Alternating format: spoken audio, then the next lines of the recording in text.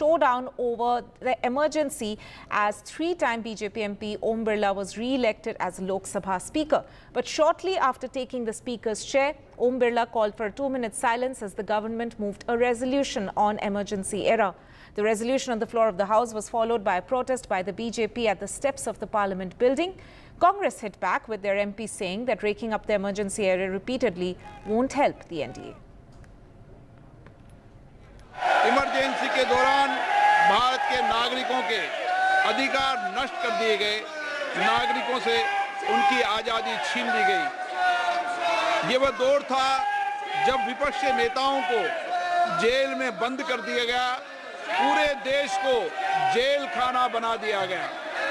तब की तानाशाही सरकार ने मीडिया पर अनेक पाबंदियां लगा दी गई थी, न्यायपालिका की स्वतंत्रता पर अंकुश लगा दिया गया था। इमरजेंसी का वह समय हमारे देश के इतिहास में अन्याय काल का एक काला खंड था। Today is the 26th June. On this day, on 26 June 1975, early morning 6 a.m., then Prime Minister Srimati Indira Gandhi called emergency cabinet meeting and ratified post facto the single decision. Prime Minister took the decision alone.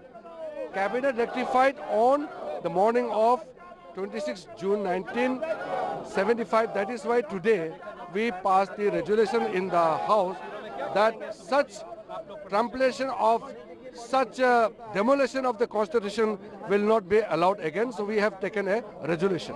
Right.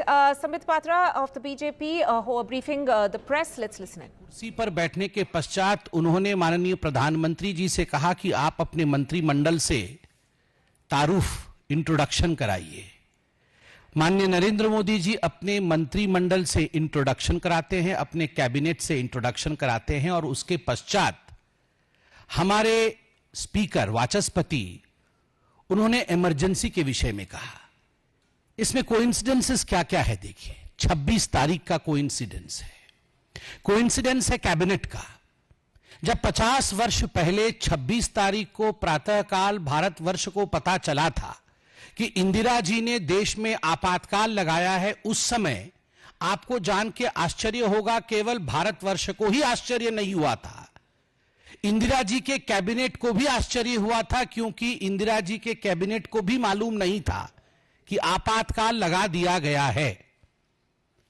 25 और 26 के मध्य रात्रि के आसपास चिट्ठी भेज करके इंदिरा गांधी जी ने बिना अपने कैबिनेट के सहमति के उन्होंने राष्ट्रपति से हस्ताक्षर करवाए थे। अगले दिन कैबिनेट की बैठक हुई और पोस्ट फैक्टो उस रिजोल्यूशन को एडॉप्ट किया गया, जिसके विषय में आज ओम बिड़ला जी ने बताया कि पोस्ट फैक्टो पाप करने के बाद उस पर मोहर लगवाने का काम इंदिरा गांधी जी ने अपने कैबिनेट से कराया। लोकतांत्रिक तरीके से स्पीकर का चुनना, सारे कन्वेंशन को ताक पे रख के भारतीय जनता पार्टी और एनडीए के सदस्यों द्वारा कल अपील करने के पश्चात भी कि कन्वेंशन नहीं है, स्पीकर पे इलेक्शन नहीं होता है, चलिए मिलके चलते हैं, एक लोकतांत्रिक तरीके से निर्वाचन होता है। और दूसरा अहम विषय है कि कैबिनेट का इंट्रोडक्शन होता है और कैबिनेट को साथ लेकर चलने की बात प्रधानमंत्री नरेंद्र मोदी देश के सामने टीवी पर पूरा देश देख रहा होता है। तारीख वही है, 50 वर्ष पहले सदन के पटल पर बिना कैबिनेट के अनुमति के आपातकाल लगाया जाना, और वह भी इंदिरा गांधी जी द्वारा। आज यह जो पूरी प्रक्रिया हुई है, मुझे लगता है इसने सबको बहुत कुछ सिखाया है। निंदा प्रस्ताव लाया गया, ओम बिड़ला जी ने निंदा प्रस्ताव रखा। निंदा प्रस्ताव के दौरान उन्होंने इमरजेंसी के समय जो जो विघ्न बाधाएं थी, जो दिक्कतें थी, उन सब दिक्कतों को ओम बिड़ला जी ने उजागर किया। उन्होंने याद दिलाया कि किस प्रकार से मीसा कानून में परिवर्तन करके नेचुरल जस्टिस को बाधित किया गया था, हजारों लोगों को किस प्रकार जेल में डाला गया था। और मैं बता दूं, 1,40,000 लोगों को जेल में डाला गया था, लगभग 22 कस्टोडियल डेथ्स हुई थी। और जिन लोगों को जेल में डाला गया था, आप तो अटल बिहारी वाजपेयी, आडवाणी जी और जो हमारे जनसंघ के लोग थे, नेता थे। Right, that is of course the BJP briefing underscoring the point once again about the attack on Congress as far as emergency era is concerned. Let's also listen in to other reactions, opposition reactions coming in on this issue. Look, I think the Speaker's election went out fairly amicably, and as you saw, all the opposition leaders stood up and pledged cooperation with the Speaker and talked about the need for the House to function through consensus and through all voices being heard. It's rather unfortunate, it seems to me, that the Speaker himself has ended up undermining that spirit with a very divisive statement about the emergency, which frankly was not necessary. It was 49 years ago. It's not even a round number anniversary to even mention it. But if you have to mention it, to go on at such length on a day in which the message was supposed to be one of conciliation, cooperation and consensus, was most unfortunate. See, a lot of water has flown in the Ganga since 1975. Mrs. Indira Gandhi has expressed regret over it, and was defeated in an election in 1977 and won an election in 1980 to come back as Prime Minister. But the BJP must stop driving a car only by looking at the rear view mirror.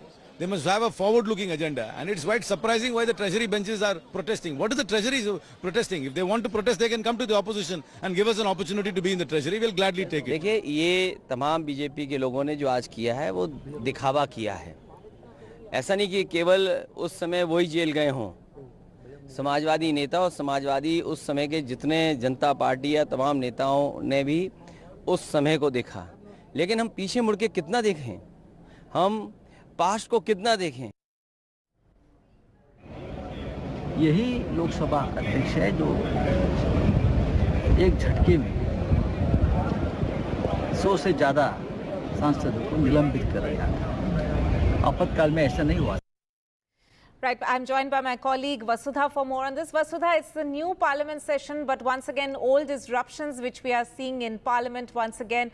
But this time around, the BJP actually staging the protest at the steps of the new parliament building. In a way, we can see that there's a fierce face-off which is taking place right in the first week of the new session of parliament, whereas it's the Save the Constitution pitch from the opposition and the NDA countering it with by pointing at the emergency era to the Congress.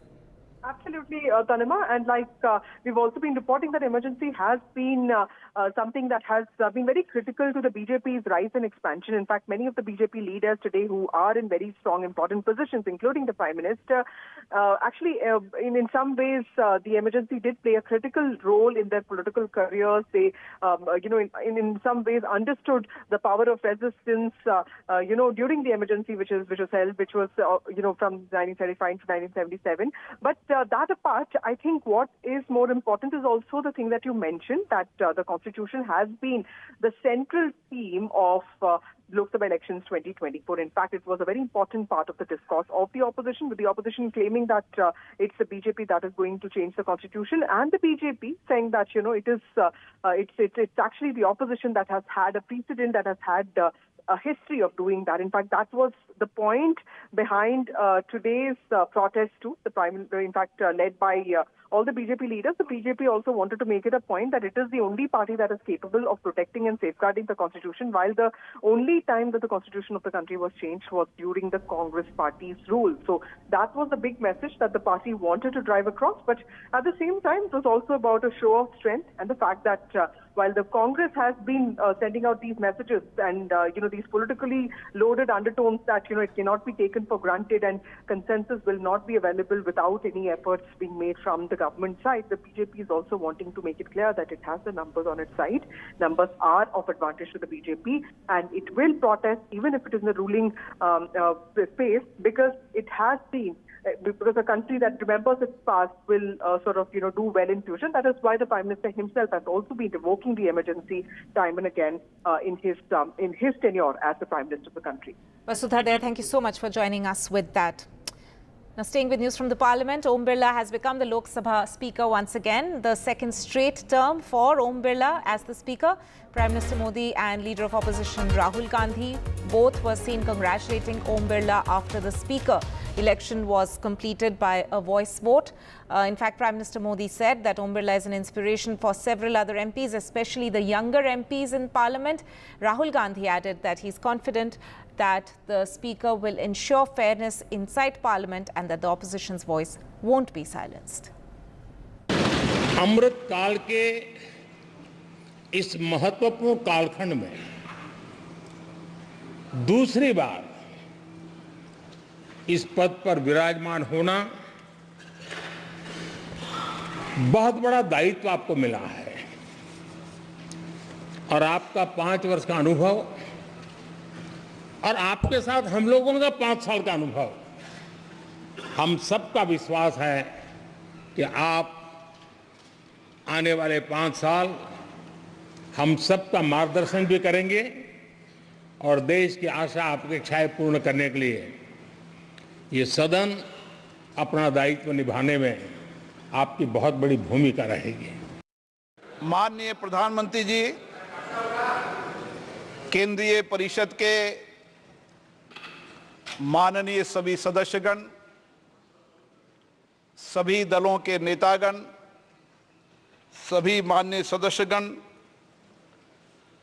मुझे पुनः इस महान सदन के पीठासीन अधिकारी के रूप में दायित्व निर्वहन करने का अवसर प्रदान किया, इसके लिए मैं आपका हार्दिक आभार व्यक्त करता हूं। I'd like to congratulate you for your successful election. For the second time that you have been elected, I'd like to congratulate you on behalf of the entire opposition, on behalf of the India Alliance. Speaker Sir, this House represents the voice of India's people. And you, Speaker Sir, are the final arbiter of that voice. Of course, the government has political power, but the opposition also represents the voice of India's people.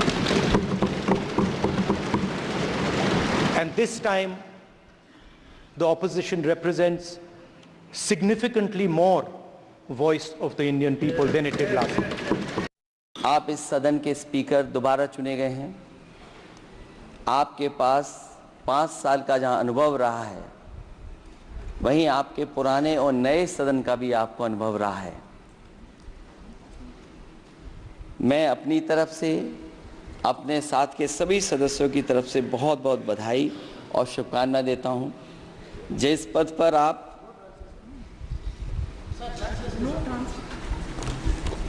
जिस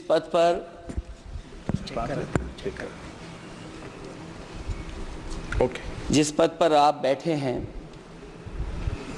इससे बहुत गौरवशाली परंपराएं जुड़ी हुई हैं और हम सब यही मानते हैं कि बिना भेदभाव के आगे बढ़ेगा। Right, update coming in on the Karnataka sex crimes case, and JDS leader Prajwal Ravanna's bail plea has in fact been rejected by the Karnataka court, which had in fact been looking into the issue, and the special court has rejected the bail plea of Prajwal Ravanna. That's news just coming in. This in connection with the Karnataka sex crimes case, and the court made its decision after hearing arguments of the special public prosecutor, of course, representing the SIT, which is probing the matter. And this is, of course, another setback for the former JDS MP from Hassan. Prajwal Ravanna's bail plea has, in fact, been rejected. So, the court pronouncing its order just a short while back, this in connection to the Karnataka sex crimes case. Remember that Prajwal Ravanna had been, of course, in police custody. He had been sent to jail a few days back, but then the SIT, after getting some fresh evidence, had in fact taken his police custody once again, and following which Prajwal Ravana had in fact also filed for bail earlier, but now his bail plea has in fact been rejected. This is a fresh breaking update that we are getting on the Karnataka sex crimes case. There's no relief for the JDS leader there. Prajwal Ravana's bail plea rejected by the court. So, for the benefit of our viewers who are just joining in, Prajwal Ravana's bail plea has been rejected by a Karnataka court there. Remember that the JDS leader, of course, is the main accused in the Karnataka sex crimes case. There are thousands of videos which the police, the special investigating team looking into this investigation, looking into this probe, has in fact taken cognizance of when it comes to this case. Thousands of videos linked to Prajwal Ravana, and there are cases of sexual harassment, sexual assault, which have been filed against him, also a kidnapping case which has been filed against him, multiple cases in which Prajwal Ravana as well as his father, who's also a JDS leader, HD Ravana, they are both accused in these cases. Remember, Prajwal Ravana, of course, is related to former Prime Minister H.D. Devegowda, a JDS leader. And at the moment, what we can in fact see is that the court in Karnataka there has rejected the bail plea of Prajwal Ravana in connection to this case. There are at least 4 FIRs which have been filed against Prajwal Ravana in connection to the obscene videos case. As I mentioned, that it's not just these videos which are under the scanner of the Karnataka police. They are also looking at accusations of kidnapping. The women who have come forward and complained against Prajwal Ravana and his father, H.D. Ravana, they have also cited incidents of intimidation and harassment. Let me go across to my colleague Pratibha for more on this. Pratibha, what details have come out from the court so far?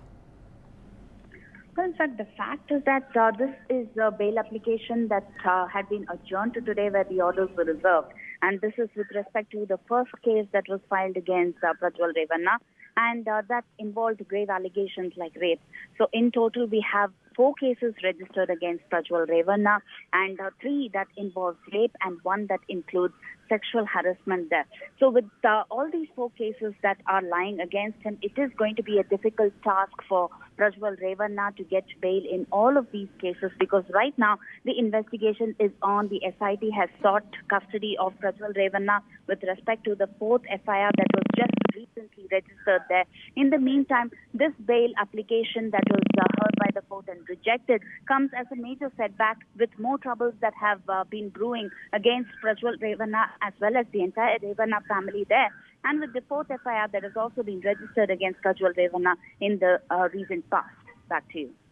Right. Pratibha, just for the benefit of our viewers, you were saying that this is, of course, one of the cases in which he had sought bail. If you can just tell our viewers the gamut of cases which have been filed against Prajwal Ravana and some of the serious charges which have been named, under which he has in fact been arrested. Well, the first case came to light a little before the election that Karnataka faced, which was on April 26th. Though the video circulated, SIT was formed only after April 26th, and then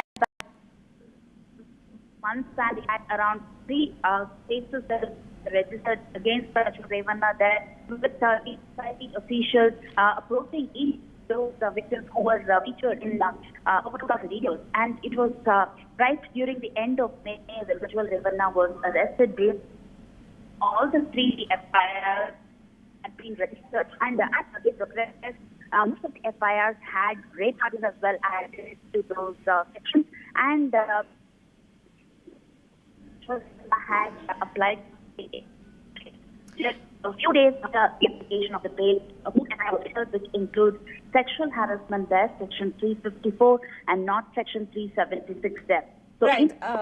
4 FIRs that have been registered against Prajwal Ravana, well, it is definitely going to be a matter of time before all these legal hoops and those processes are done while the investigation is on concurrent. Right, Pratibha, they're reporting from Bengaluru, several serious sections which have been invoked in these FIRs, whether it's related to sexual harassment, stalking, sexual assault as well, criminal intimidation, and in one case, of course, a case of kidnapping has also been registered against both Prajwal Revanna as well as his father, H.D. Revanna.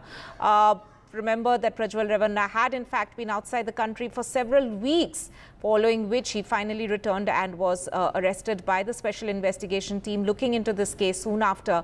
The JDS, of course, has alleged that this is part of the Karnataka government's vendetta politics, that they are pursuing this case in a certain manner. But of course, what we have seen that the Karnataka government has of course said that there will be no political vendetta in this case and that they are following due procedure as per the law. Right, shifting our focus back to one of the other stories that we have in fact been following, and that is in terms of the speaker's election today. The TMC has in fact claimed that the pro tem speaker had in fact flouted rules and did not follow protocol. According to the TMC, there were several members in the opposition from the opposition side. Several parties actually had sought a division of votes, but the pro tem speaker in fact decided on the speaker's election by a voice vote. Listen into what TMC MP Abhishek Banerjee had to say on this. See, the rule says if any member of the House asks for division, the pro tem speaker in this case has to allow for a division. You can clearly see and hear from the footages of Lok Sabha that several members of the opposition camp has sought a division and asked for a division to put the motion to vote. And the motion was adopted without putting the motion to vote. This is a clear testament to the fact that the ruling dispensation here in the case is the BJP doesn't have the numbers. This government is running without the numbers. It's illegal, immoral, unethical and unconstitutional. The Congress very categorically, and Mr. Jairam Ramesh has tweeted and made it clear that very categorically that we didn't push for division. We wanted a voice vote, but basically sending the message across that the government of the day needs to take the opposition seriously, needs to take them along, and it can't be my way or the highway. And as you saw in Parliament with the unilateral speech of the Speaker, there has already been clear, on the first day itself, protests in Parliament about the manner in which you have made that statement. So definitely there is a whole lot and a lot of, protests that will continue. You can't take, and the House is after all representative of all the members. It must be done in consultation with the opposition. It cannot be done arbitrarily, and definitely it's going to be tough going for the Speaker, because if he thinks it's going to be like the 17th Lok Sabha, sadly it is not. It is the 18th Lok Sabha where the India bloc has nearly 240 members of Parliament. Right, we'll take a short break at this point in time. Stay tuned to NDTV.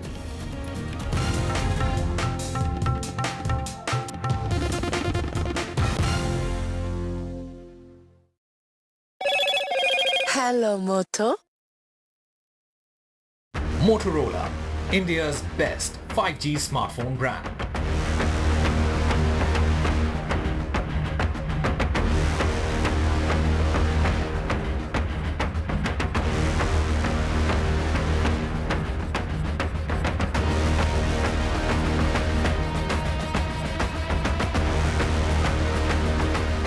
Loan मिलेगा या नहीं, ये आपके credit score पे depend करता है। तो आज ही पैसाबाजार.com पर जाइए और अपना क्रेडिट स्कोर चेक कीजिए फ्री में, क्योंकि लोन की जरूरत कभी भी किसी को भी पड़ सकती है। बस एक्टिंग करा लो इनसे। पैसाबाजार.com, क्रेडिट स्कोर चेक, आदत अच्छी है। NDTV proudly upholds its legacy of trust and credibility. According to the prestigious Reuters Institute's Digital News Report 2024, NDTV is the top-most news platform in the country. Number one in both online and offline reach in India. Beating all its competition, NDTV stands for trust. Get ready for the ride of of your life. NDTV brings you the NDTV Auto Show with me, Mugdha Mishra. From the fastest supercars to the sleekest new energy vehicles to your trusted daily ride, we cover it all. Every Saturday at 10:30 a.m. and Sunday at 8:30 p.m. only on NDTV 24/7. Your next great escape starts here. Stay informed and entertained with the new and updated NDTV News app. You can watch all our channels live, listen to podcasts, read breaking and exclusive news from around the world and more. Download the NDTV app today and get access to the best journalism and storytelling on your smartphone or tablet. The NDTV app. News that matters to you.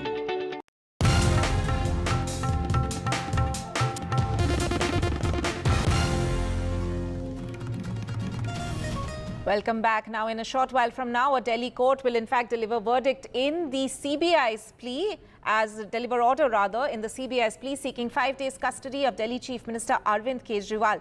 Remember, earlier today, CBI has arrested Kejriwal in the Delhi liquor policy case. This just came in on a day when the Supreme Court was supposed to take up Kejriwal's petition challenging the fact that the High Court had stayed his bail. Remember, a bail had been granted by a lower court to Arvind Kejriwal last week, following which we had seen that the ED rushed to the High Court seeking a stay on the bail, which was granted to them by the High Court yesterday. Today, the Supreme Court was supposed to take up Kejriwal's petition challenging that. But just before that, the CBI, in fact, moved a production warrant seeking his production in a court. And after Delhi Chief Minister was produced in court this morning, the CBI formally arrested him and in fact has now sought a 5-day custody. And we are expecting that the order from the court on CBI's plea will be coming in shortly. But let's take a look at some of the top reactions coming in on this story. आज CBI ने पूरी कोशिश करी कि क्योंकि कुछ case नहीं है, वो चाह रहे थे कि कोई ऐसी खबर प्लांट हो जाए, सेंसेशनलाइज हो जाए इशू। सबसे बड़ा मुद्दा ये है कि सीबीआई के पास ये सारे 50,000 डॉक्यूमेंट्स 2 साल से हैं। उन्होंने कभी भी अरविंद केजरीवाल जी को बुलाया नहीं, तो कब अरविंद केजरीवाल जी विटनेस से अक्यूज्ड हो गए, ये सीबीआई आज कोर्ट में मामला अपना क्लियर नहीं कर पाई। उसी बात पे बहस चलती रही बहुत देर तक। मनीष सिसोदिया की गिरफ्तारी और के कविता से लगातार पूछताछ चल रही थी, तो शराब नीति घोटाले में ये तो स्पष्ट है कि अरविंद केजरीवाल उसके सूत्रधार हैं और सीधा उनकी इन्वॉल्वमेंट है। तो मैं तो ये कहूँगा कि जांच एजेंसी अपना काम कर रही है और परिणाम सबके सामने आएगा। I'm joined by my colleague Ishika. Ishika, while we wait for that court order to come out on CBI's plea, let's just refresh the memory of our viewers for that matter. That CBI as well as Enforcement Directorate both had been looking into Kejriwal's role in the Delhi excise policy case. While Kejriwal had been arrested by Enforcement Directorate after recording his statement, there had in fact been a bit of a radio silence from CBI as far as Kejriwal's connection to this case is concerned. Suddenly, we can see a number of hectic activities from the CBI on this particular case. They questioned him in Tihar yesterday, moved the production warrant as well, and now they've arrested him. What has been the justification from the CBI's side as far as this is concerned? Well, yes, Anima, as you very rightly mentioned, we have seen how, in fact, both the Central Bureau of Investigation and the Enforcement Directorate is, in fact, looking into this alleged liquor policy scam. And, we have seen that even though it was CBI who had registered this case against Arvind Kejriwal, it is in fact, the ED which had arrested him. Now, what we are seeing is that today CBI has formally arrested Arvind Kejriwal in the Rouse Avenue Court. Remember that CBI was already questioning Arvind Kejriwal in Tihar jail for the past 2 days.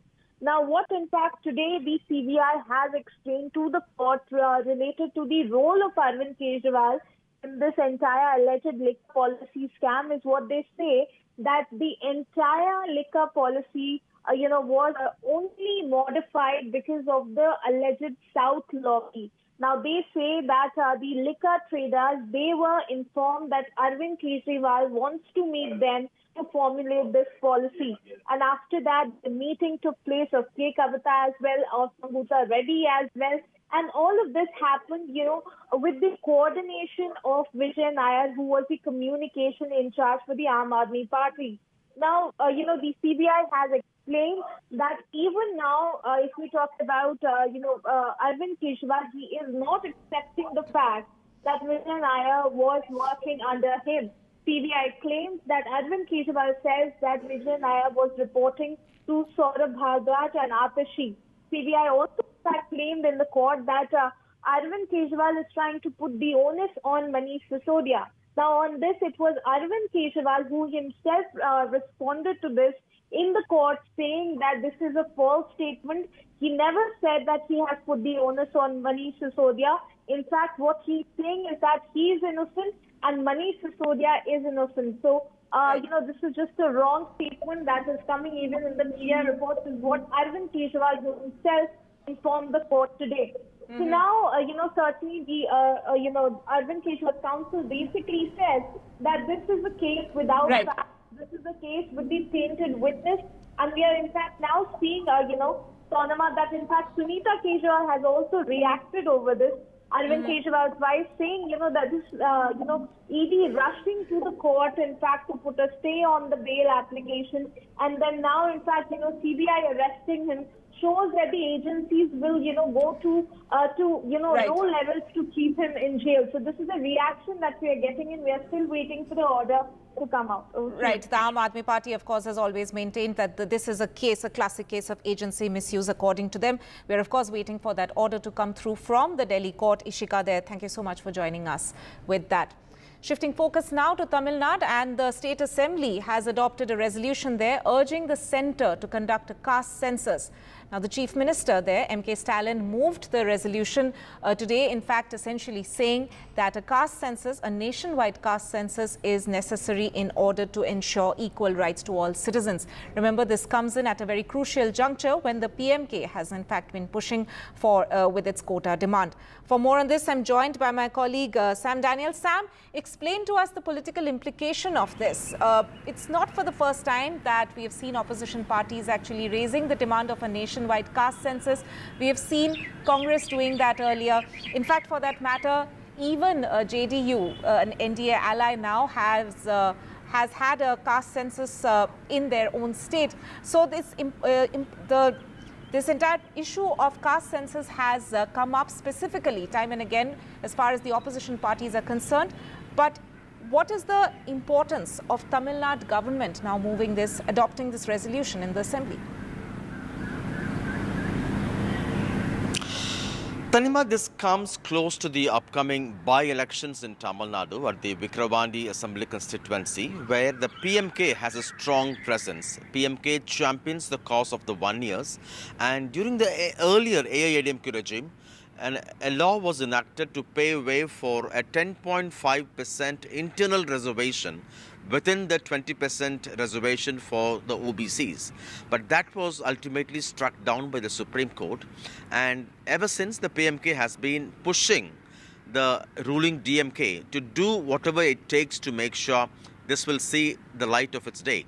For that, they require a scientifically done census or a survey to prove that each of these castes in Tamil Nadu have a certain percentage of population, with which they can convince the court that this particular reservation within reservation is legally tenable. But now, going by what happened in Bihar, although the Bihar government had earlier done a caste survey, it was ultimately struck down by the court. And now, citing that, M.K. Stalin says, well, you have your ally BJP, you should ask them to go for a nationwide caste census, with which we will have the statistics required, with which we can pave way for the 10.5 reservation for the one-year community you are championing for. And it's in that context this becomes important in terms of both context and in terms of timing. On the one hand, the PMK is cornering the ruling DMK of not doing enough to help the one-year community. But now MK Stalin is changing the goalposts or turning the table again against them, saying that, well, this should actually be done by the central government you are part of. Ask the centre to do that.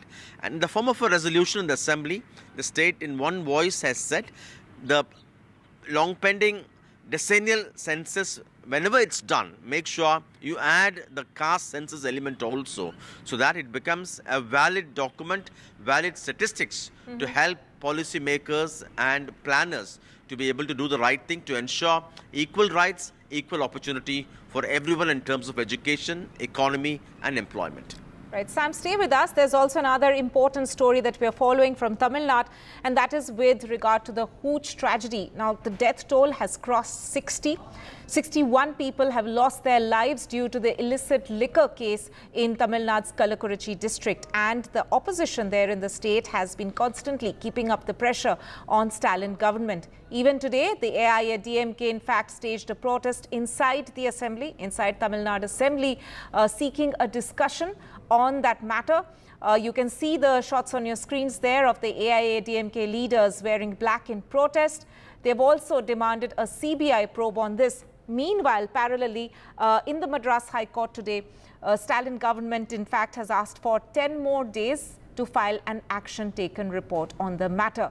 Going back to Sam for more on this. Sam, we can see that while the tragedy in fact claims more lives, the death toll now crossing 60, but the politics on this issue also continues unabated. The AIADMK, of course, gunning for Tamil Nadu Chief Minister and seeking his resignation, while the Stalin government tries its best to assure both the High Court as well as the opposition that they will ensure justice to the victims.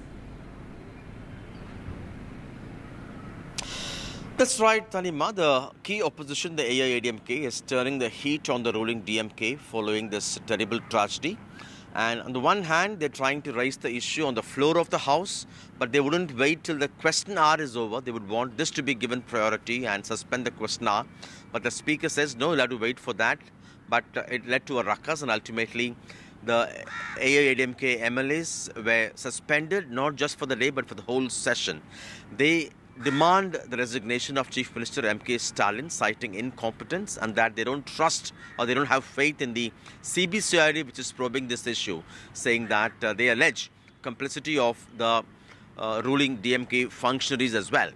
On the other hand, in the Madras High Court, where 2 petitions have been filed seeking a CBI probe into this tragedy, the Tamil Nadu government today asked for a 10-day time. Last week, the court had some strong observations saying that, have you learned any lessons since just last year in a similar tragedy, 22 people were killed? And what were the lessons you learned and what steps did you put in place to make sure there is no more tragedy connected to methanol consumption?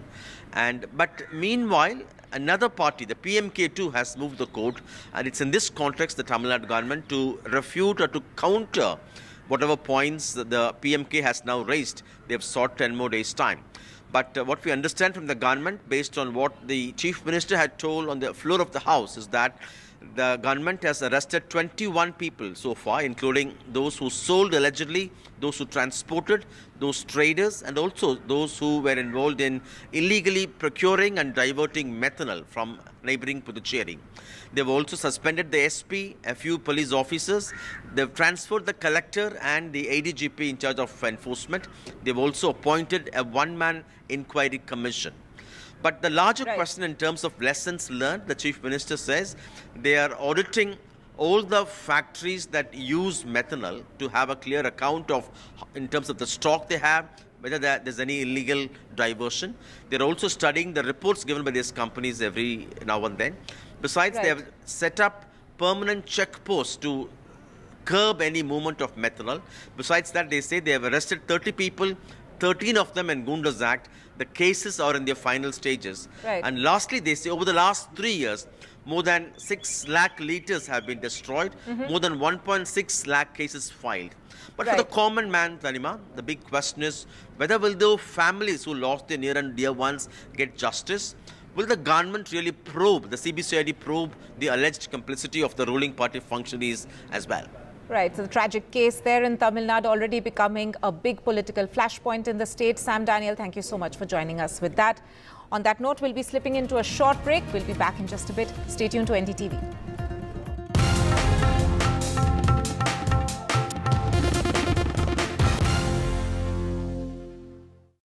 Loan मिलेगा या नहीं ये आपके credit score पर depend करता है। आज ही जाइए पैसाबाजार.com पर और अपना क्रेडिट स्कोर चेक कीजिए फ्री में, क्योंकि लोन की जरूरत किसी को भी कभी भी पड़ सकती है। चल एक्टिंग थोड़ा भेल बनो। पैसाबाजार.com। Some people say the metaverse will only be virtual. One day this lecture hall will be made of code and driverless cars would be trapped in intersections. But even in this maze of the future, you can't wish away health. It's time to become more resilient.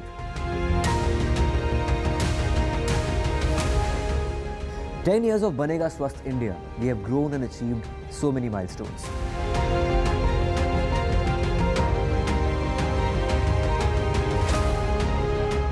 And now I have a plan to beat the urgency, to stop breathing with difficulty, to relieve getting choked with inactivity.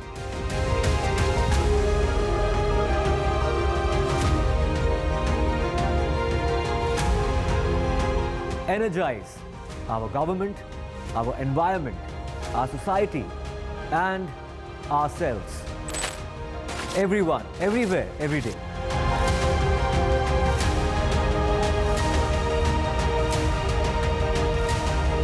Banega Swasth India.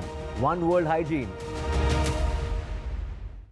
Stay informed and entertained with the new and updated NDTV News app.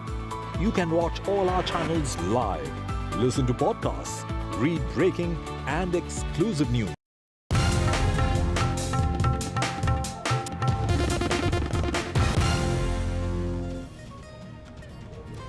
Welcome back. Now, a landslide triggered by heavy rain has blocked major roads in Himachal Pradesh's Nahan area. Currently, an operation to clear that area is underway. The dramatic shots on your screen there show the landslide, which in fact has affected that region. Video footage shows the spot where the boulders and rocks have come tumbling down. No casualties or serious injuries have been reported.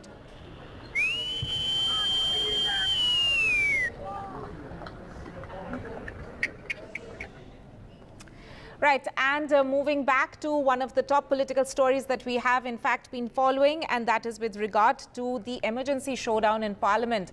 Now, the three-time BJP MP Om Birla was once again re-elected as Lok Sabha Speaker today, but shortly after taking the Speaker's chair, Om Birla called for a 2-minute silence as government moved a resolution on the emergency era. Resolution on the floor of the House was followed by a protest by BJP at the steps of the Parliament building. Congress hit back with their MPs saying that raking up the emergency era repeatedly won't help the NDA.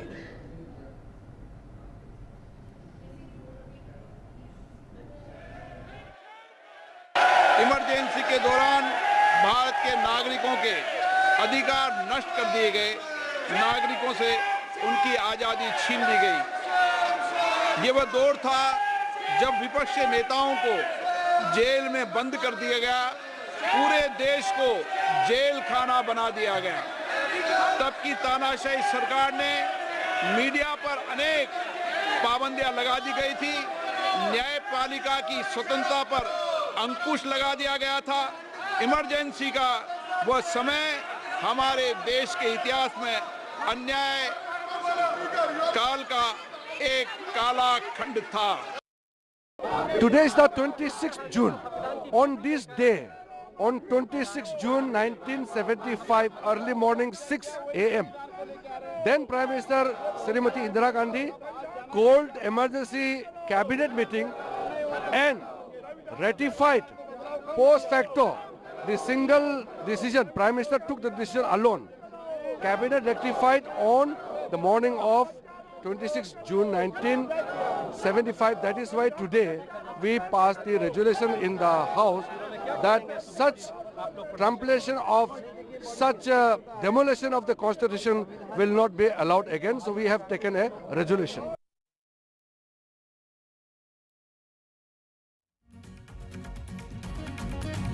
देखिए, जो लोग संविधान की रक्षा की बात कर रहे थे,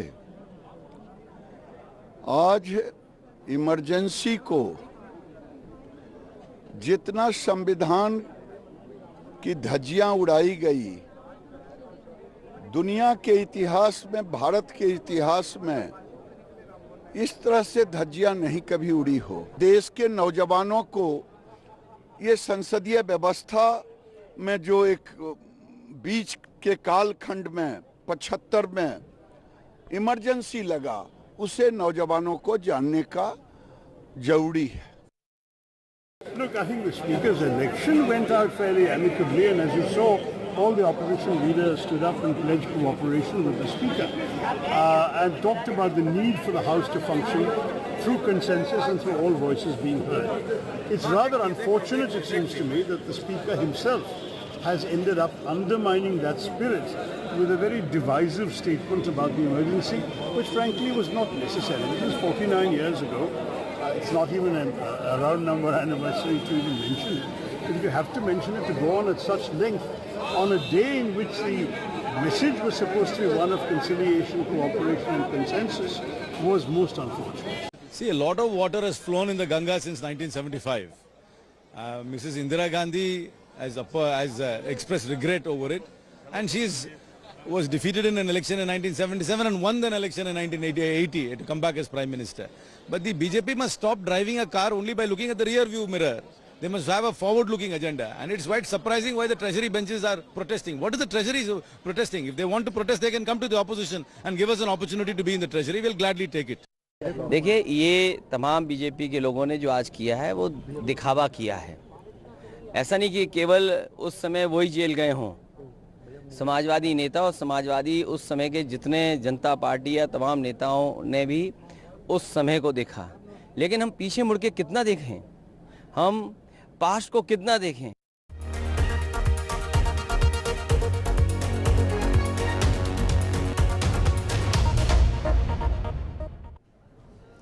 Right, and Om Birla there has been re-elected as the Lok Sabha Speaker, his second consecutive term as the Speaker of Lok Sabha.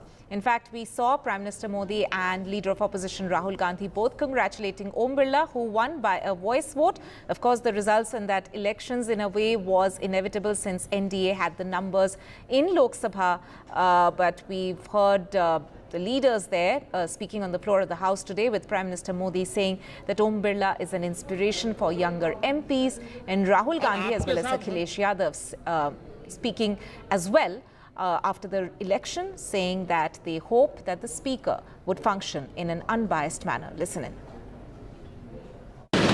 अमृत काल के इस महत्वपूर्ण कालखंड में दूसरी बार इस पद पर विराजमान होना बहुत बड़ा दायित्व आपको मिला है,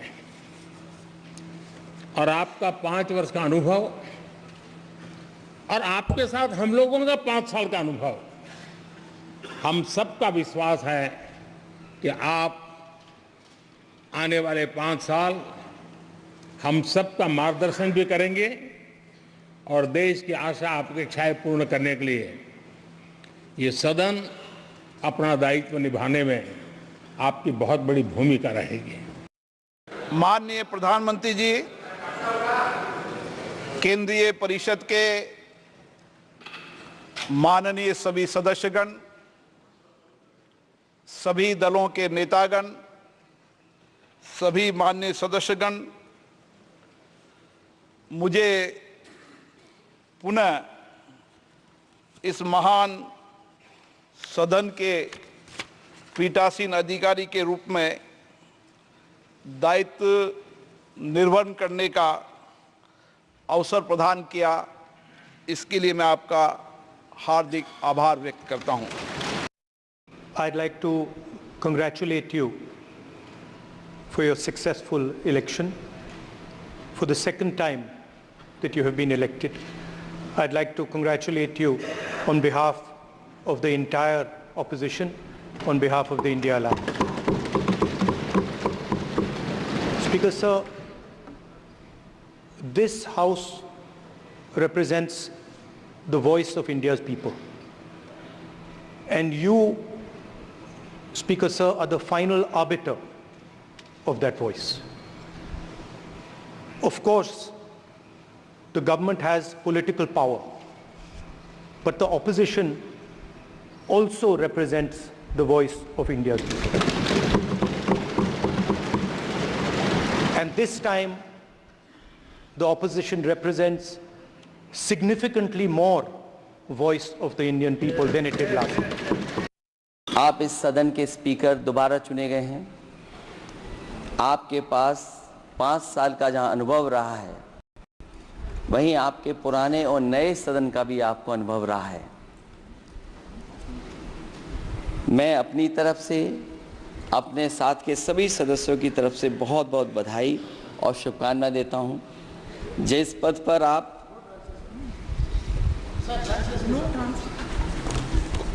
जिस पद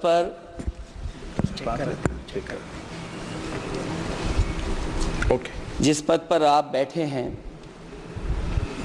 इससे बहुत गौरवशाली परंपराएं जुड़ी हुई हैं और हम सब यही मानते हैं कि बिना भेदभाव के आगे बढ़ेगा।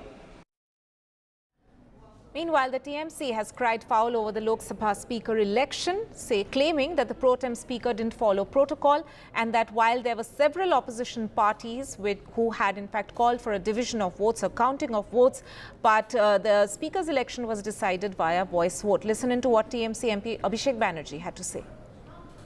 See, the rule says if any member of the House asks for division, the pro tem Speaker in this case has to allow for a division. You can clearly see and hear from the footages of Lok Sabha that several members of the opposition camp has sought a division and asked for a division to put the motion to vote. And the motion was adopted without putting the motion to vote. This is a clear testament to the fact that the ruling dispensation here in the case is the BJP doesn't have the numbers.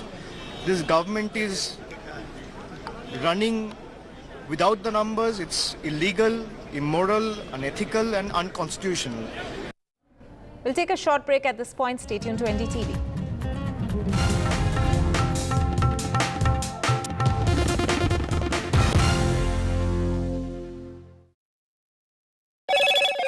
Hello, Moto.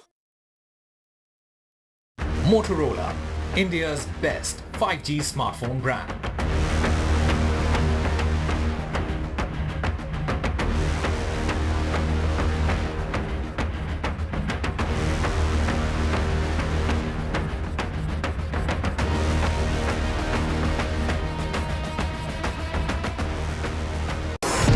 NDTV proudly upholds its legacy of trust and credibility. According to the prestigious Reuters Institute's Digital News Report 2024, NDTV is the top-most news platform in the country. Number 1 in both online and offline reach in India. Beating all its competition, NDTV stands for trust. Get ready for the ride of your life. NDTV brings you the NDTV Auto Show with me, Mugdha Mishra. From the fastest supercars to the sleekest new energy vehicles to your trusted daily ride, we cover it all. Every Saturday at 10:30 a.m. and Sunday at 8:30 p.m. only on NDTV 24/7. Your next great escape starts here. Stay informed and entertained with the new and updated NDTV News app. You can watch all our channels live, listen to podcasts, read breaking and exclusive news from around the world and more. Download the NDTV app today and get access to the best journalism and storytelling on your smartphone or tablet. The NDTV app. News that matters to you. Some people say the metaverse will only be virtual.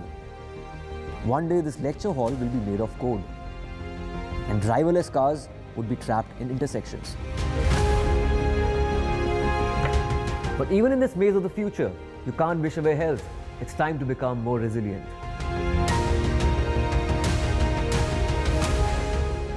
"10 years of Banega Swasth India, we have grown and achieved so many milestones.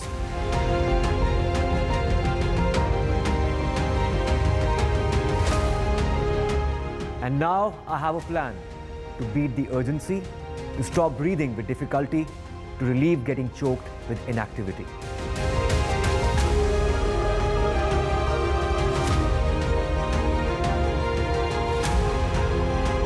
Energize, our government, our environment, our society, and ourselves. Everyone, everywhere, every day.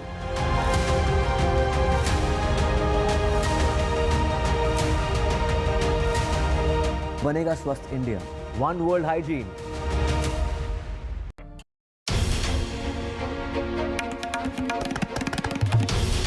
This is NDTV, and you're watching NDTV 24/7.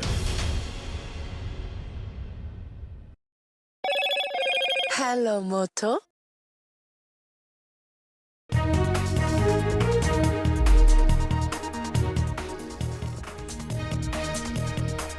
Hello and welcome. You're watching NDTV. I'm Gargi Raut. Let's take a look at the headlines we're tracking at this hour. The bail of sex crimes accused Prajwal Revana is rejected. The special court in Karnataka rejected the bail plea. Rape charges have been added against Revana, who's in the custody of the special investigation team. A political showdown over the emergency. The Speaker condemned the emergency in Parliament shortly after being re-elected. The Prime Minister, Lord's Om Birla, says glad he highlighted the excesses of the emergency. The Congress hits back, says the Speaker's divisive statement was unfortunate. The Supreme Court's tough stance on Delhi tree felling. The Supreme Court orders criminal proceedings against DDA officials and a contempt case linked to over 1,100 trees that were cut in the Ridge area of Delhi. The Supreme Court tells the Delhi government to act against the officials. Delhi Chief Minister Arvind Kejriwal today denied giving a statement blaming his colleague Manish Sisodia for the alleged excise policy case. This after he was arrested by the CBI while in ED custody in the same case. The agency has sought 5 days custody. The court will give its decision soon.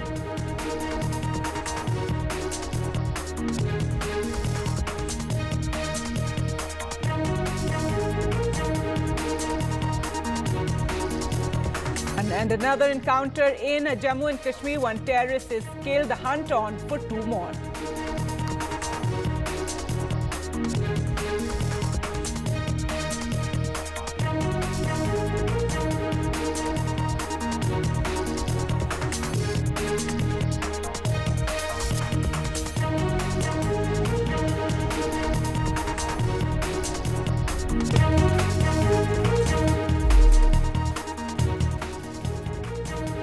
Our top story now, another setback to sex crimes accused Prajwal Revana. A court in Bengaluru turned down his bail petition today. Hearing the petition in connection with a complaint registered at a police station against the former MP and his father, H.D. Revana, the Special Court for Public Representatives was told that by the Special Public Prosecutor that charges of rape under the Indian Penal Code, Section 376, had been added to the case. The prosecutor argued that considering the gravity of the crime, bail should not be granted. The 33-year-old, who is the grandson of former Prime Minister H.D. Devegowda, has been suspended by his party, the Janata Dal Secular, after several complaints emerged against him and videos that went viral of these alleged sex crimes. He is in the custody of a special investigation team that was formed to investigate his all these complaints that have been made against him. So Prajwal Revana, for the moment, will stay in the custody of the SIT. Well, let's go across to Pratibha now for more. And Pratibha, so another charge has been added, a rape charge has been added against Prajwal Revana and his bail rejected.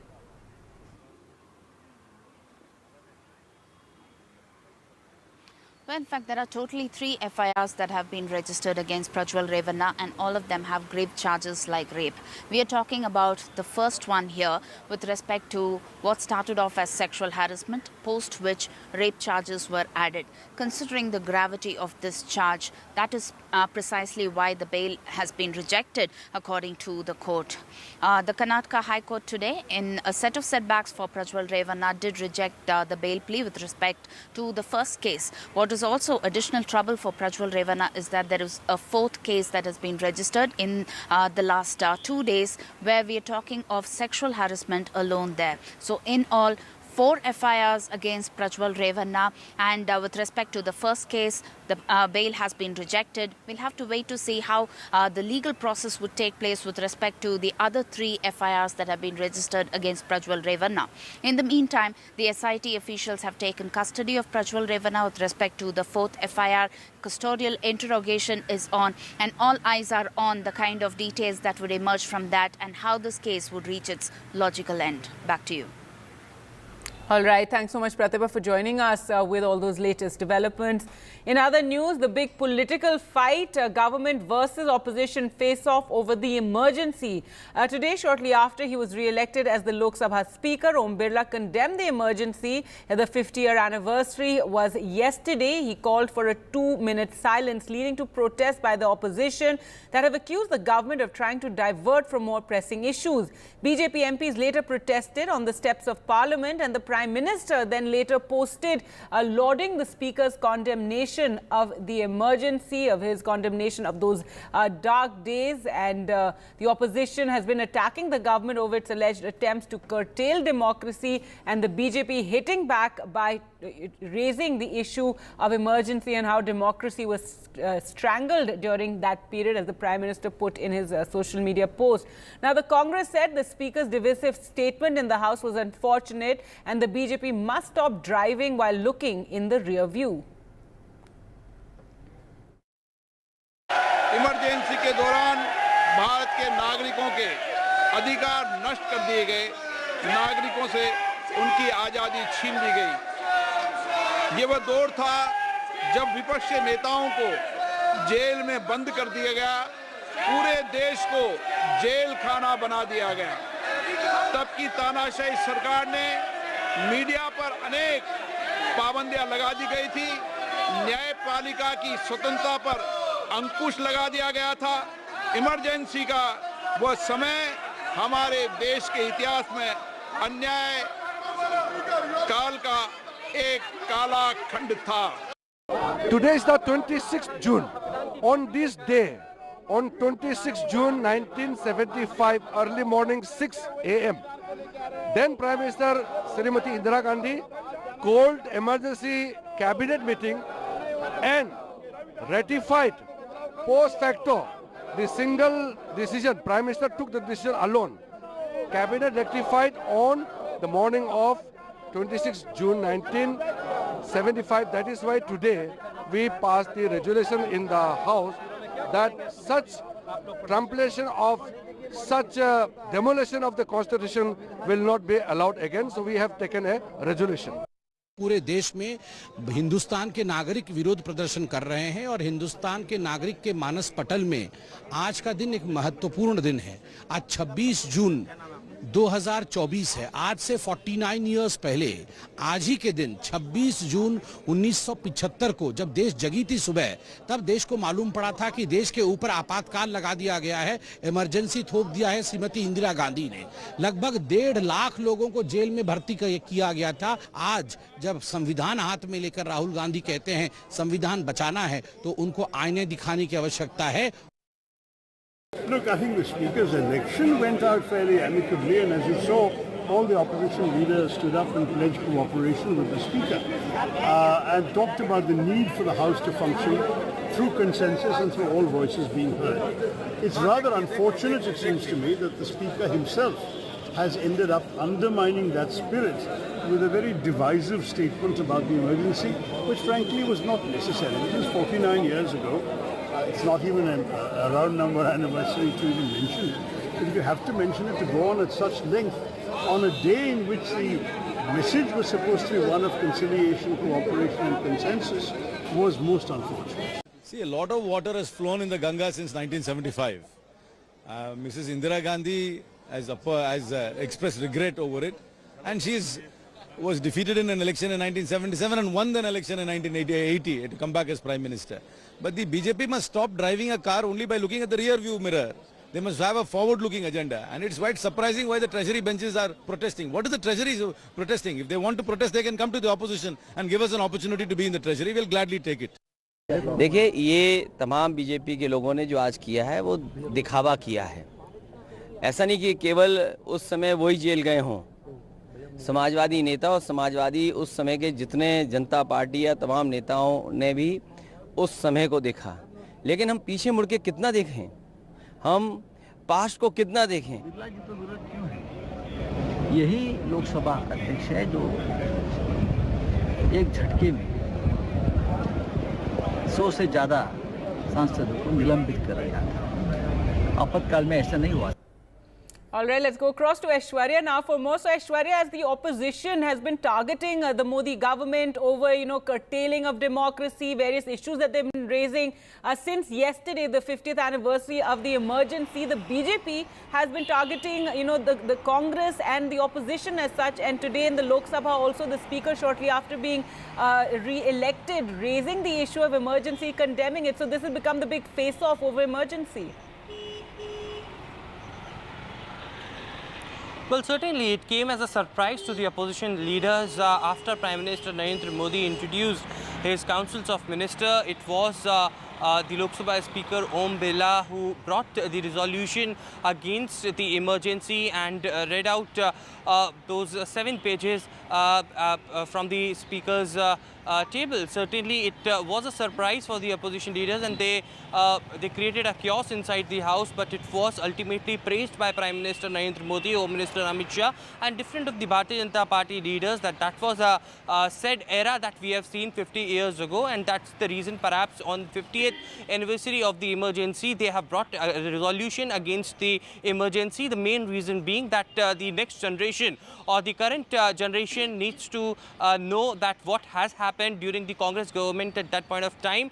Although it has been several opposition leaders who stated that please stop looking in the rear view mirror. They need to look forward. This has happened in the past. Indira Gandhi apologized for the emergency, and it is now a time to build India in a new way as far as emergency is concerned. Yes, all of us know that that was a black day, a sad era that Indian history has seen. But now it's time to talk on the real issues, and the government is swearing on speaking on the issues of NEET, on the issues of the train tragedy, and they do not want it to answer that. Certainly it was the NDA leaders who also came outside the Parliament House after that resolution was brought by Om Birla, and several of the leaders protested outside the Makar Dwar and stated that they will never forget and they will never forgive the Congress government what they did to the country. There are several leaders at that point of time who were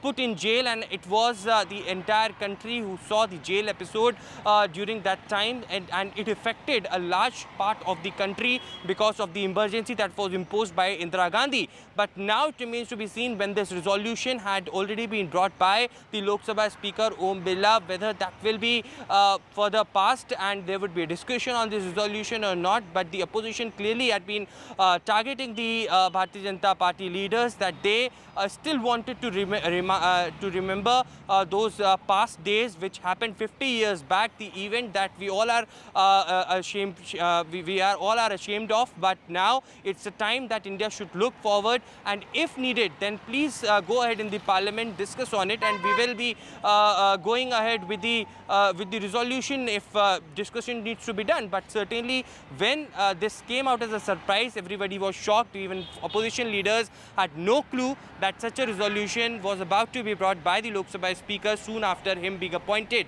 as the Lok Sabha Speaker. All right, Aishwarya, thanks so much for taking us through in all those developments and this fight over the emergency. It brought up in Parliament, later this BJP protest on the steps of the Parliament, the Prime Minister lauding the Speaker as well for raising, talking about the dark days of the emergency. Well, staying with Parliament news, the Trinamool today raised questions over the Speaker's election. The party maintained that though the opposition demanded a division of votes, the pro-tem Speaker flouted rules and went ahead with a voice vote election. I remember earlier today, K. Suresh of the India bloc was the Speaker's candidate, also told NDTV they would demand a division of the vote. So Trinamool objecting to the manner in which the Lok Sabha Speaker election took place. The election was taking place after decades, after the 1950s. The Trinamool Congress saying the pro-tem Speaker didn't follow protocol and did not give them a division of the votes. See, the rule says if any member of the House asks for division, The pro tem speaker in this case has to allow for a division. You can clearly see and hear from the footages of Lok Sabha that several members of the opposition camp has sought a division and asked for a division to put the motion to vote. And the motion was adopted without putting the motion to vote. This is a clear testament to the fact that the ruling dispensation here in the case is the BJP doesn't have the numbers. This government is running without the numbers. It's illegal, immoral, unethical and unconstitutional. The Congress very categorically, and Mr. Jairam Ramesh has tweeted and made it clear that very categorically that we didn't push for division. We wanted a voice vote, but basically sending the message across that the government of the day needs to take the opposition seriously, needs to take them along, and it can't be my way or the highway. And as you saw in Parliament with the unilateral speech of the Speaker, there has already been clear, on the first day itself, protests in Parliament about the manner in which you have made that statement. So definitely there is a whole lot and a lot of, protests that will continue. You can't take, and the House is after all representative of all the members. It must be done in consultation with the opposition. It cannot be done arbitrarily, and definitely it's going to be tough going for the Speaker, because if he thinks it's going to be like the 17th Lok Sabha, sadly it is not. It is the 18th Lok Sabha where the India bloc has nearly 240 members of Parliament. So that time for us to slip into a short break. On the other side, the latest regarding Delhi Chief Minister Arvind Kejriwal, who was arrested today by the CBI.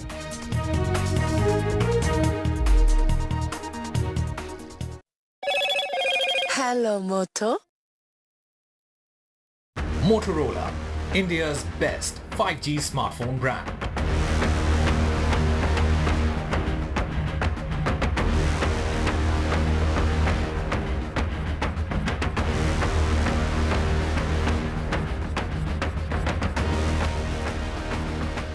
Loan मिलेगा या नहीं ये आपके credit score पे depend करता है। तो आज ही अपना क्रेडिट स्कोर चेक करें फ्री में पैसाबाजार.com पर। लोन की जरूरत कभी भी किसी को भी पड़ सकती है। ठीक से एक्टिंग नहीं। पैसाबाजार.com। NDTV proudly upholds its legacy of trust and credibility. According to the prestigious Reuters Institute's Digital News Report 2024, NDTV is the top-most news platform in the country. Number one in both online and offline reach in India. Beating all its competition, NDTV stands for trust. Get ready for the ride of your life. NDTV brings you the NDTV Auto Show with me, Mugdha Mishra. From the fastest supercars to the sleekest new energy vehicles to your trusted daily ride, we cover it all. Every Saturday at 10:30 a.m. and Sunday at 8:30 p.m. only on NDTV 24/7. Your next great escape starts here. Stay informed and entertained with the new and updated NDTV News app. You can watch all our channels live, listen to podcasts, read breaking and exclusive news from around the world and more. Download the NDTV app today and get access to the best journalism and storytelling on your smartphone or tablet. The NDTV app. News that matters to you. Some people say the metaverse will only be virtual. One day this lecture hall will be made of code, and driverless cars would be trapped in intersections. But even in this maze of the future, you can't wish away health. It's time to become more resilient.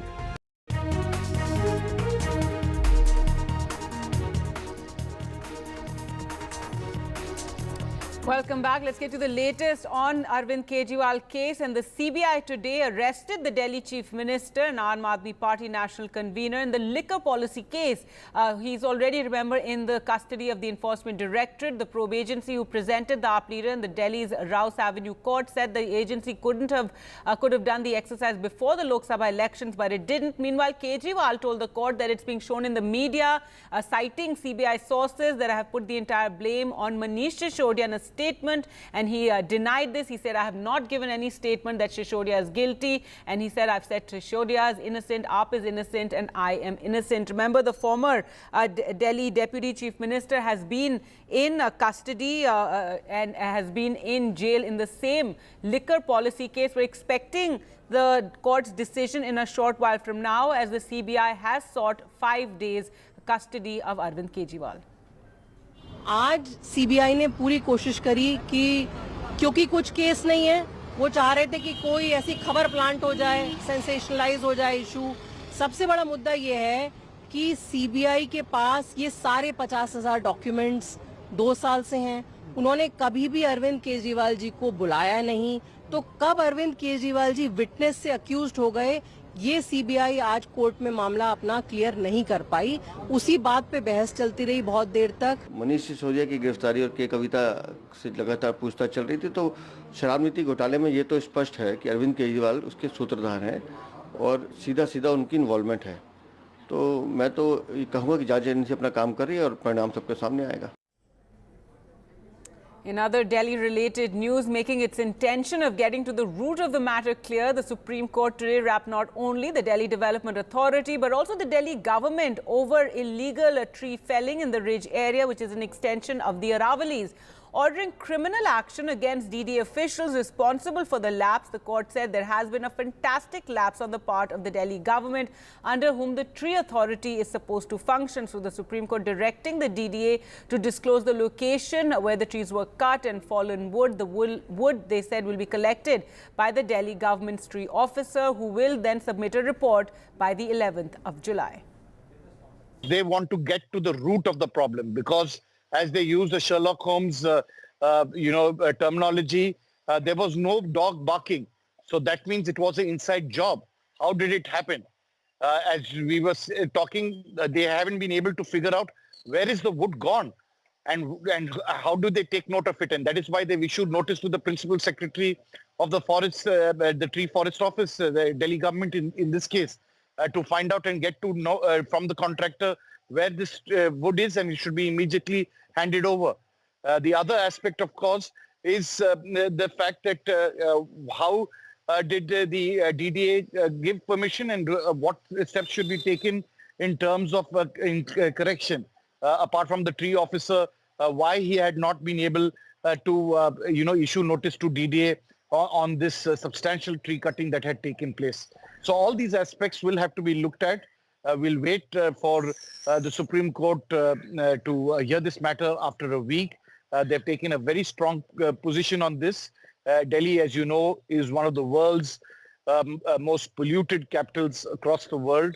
And it's really sad that in the national capital region, when people are suffering from a heat wave, the DDA has allowed tree cutting to take place. Was it done by the Lieutenant Governor's orders, or was it done by somebody else? Somebody has to take the flak. Somebody has to take the blame.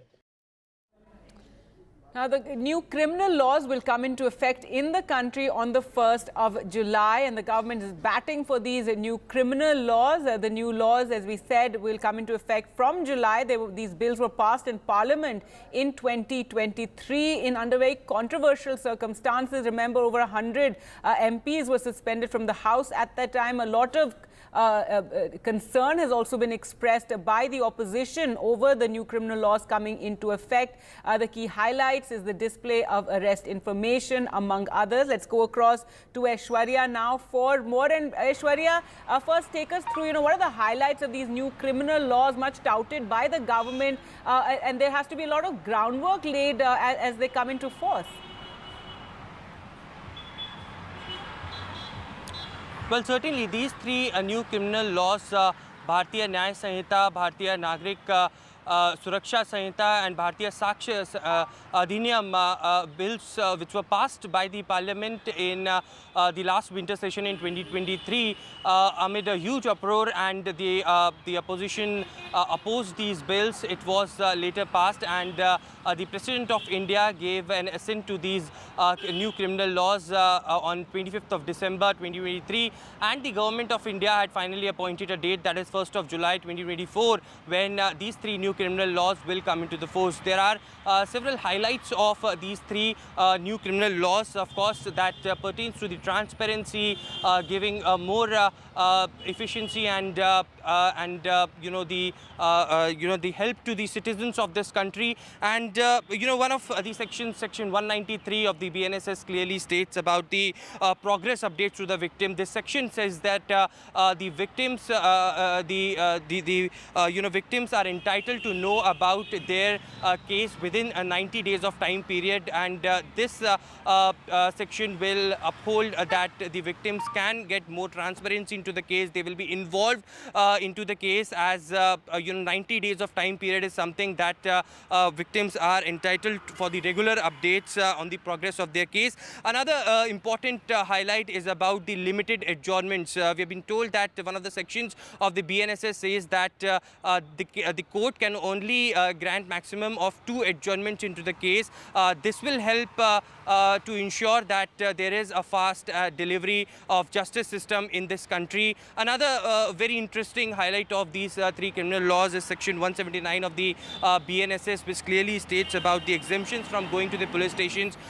This section states that person below 15 years of age or person above 60 years of age, person with disabilities and also with acute illness are exempted to go to the police stations for their hearings, and the police assistants can come directly to their residence to register the complaint. So, many of the highlights that the Home Ministry had revealed in these 3 criminal laws, which will ensure that there is trust, there is transparency, and a fast delivery to the justice system that exists in India. And therefore, the reason perhaps these 3 new bills were passed in the last winter session in the Parliament amid uproar, amid the huge opposition that opposed these 3 criminal bills. The DMK went on to say that the names are in Hindi, that needs to be translated to English, and that's where they also reached out to the top court of this country as well. But that was challenged. Finally, it will be in force and effective from 1st of July 2024, and therefore the reason perhaps the entire criminal system will be revamped from the very next date. All right, so quite a task ahead. Thanks so much, Aishwarya, for joining us with all those details. News now from Tamil Nadu, where 61 people have lost their lives in the illicit liquor tragedy. We'll get you the details after this short break.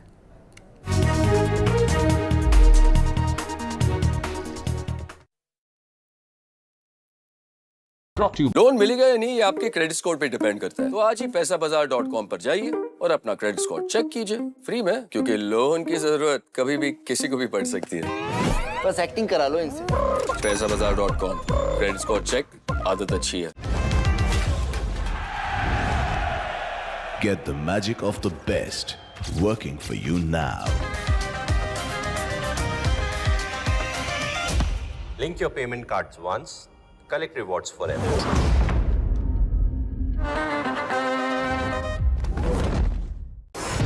NDTV proudly upholds its legacy of trust and credibility. According to the prestigious Reuters Institute's Digital News Report 2024, NDTV is the top-most news platform in the country.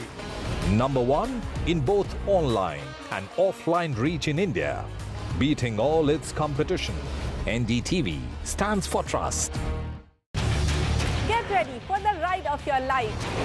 NDTV brings you the NDTV Auto Show with me, Mugdha Mishra. From the fastest supercars to the sleekest new energy vehicles to your trusted daily ride, we cover it all. Every Saturday at 10:30 a.m. and Sunday at 8:30 p.m. only on NDTV 24/7. Your next great escape starts here. Stay informed and entertained with the new and updated NDTV News app. You can watch all our channels live.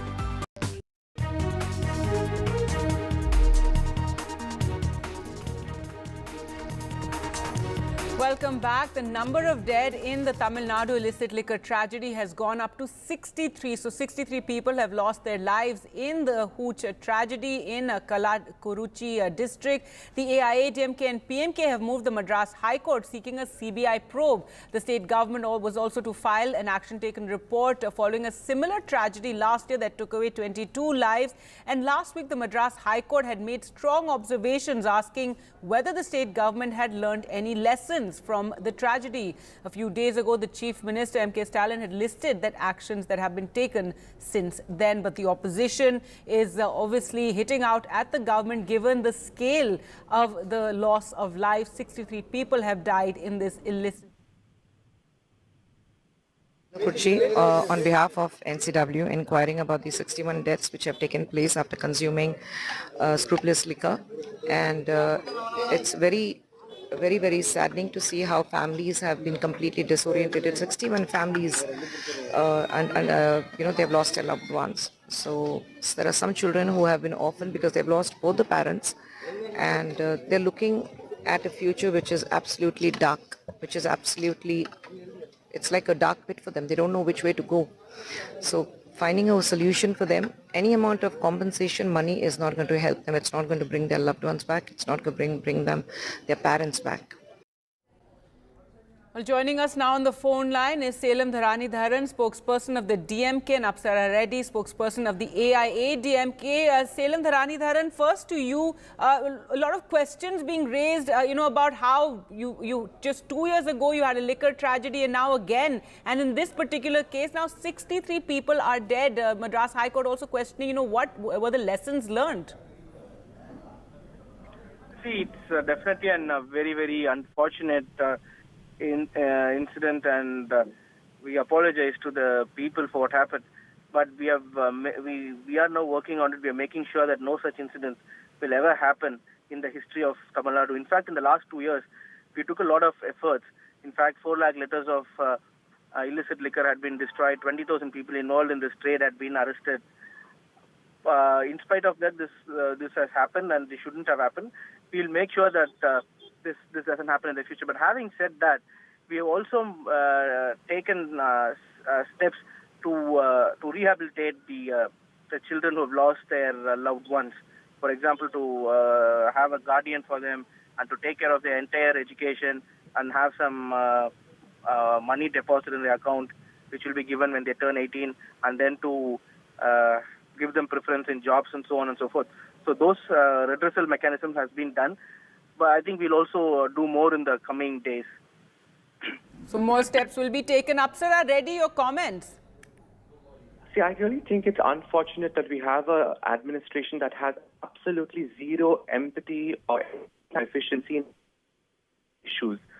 Kalakuruchi happened even before. The illicit Hooch tragedies happened before in this government.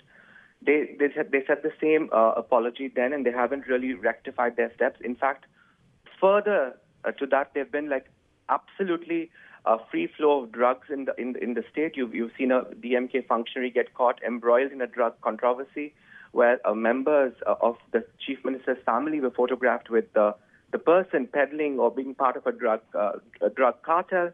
We've also had medical negligence, where a young footballer lost her life because of government negligence, and in no situation has the chief minister or the DMK improved their governance or actually shed light on the people's issues.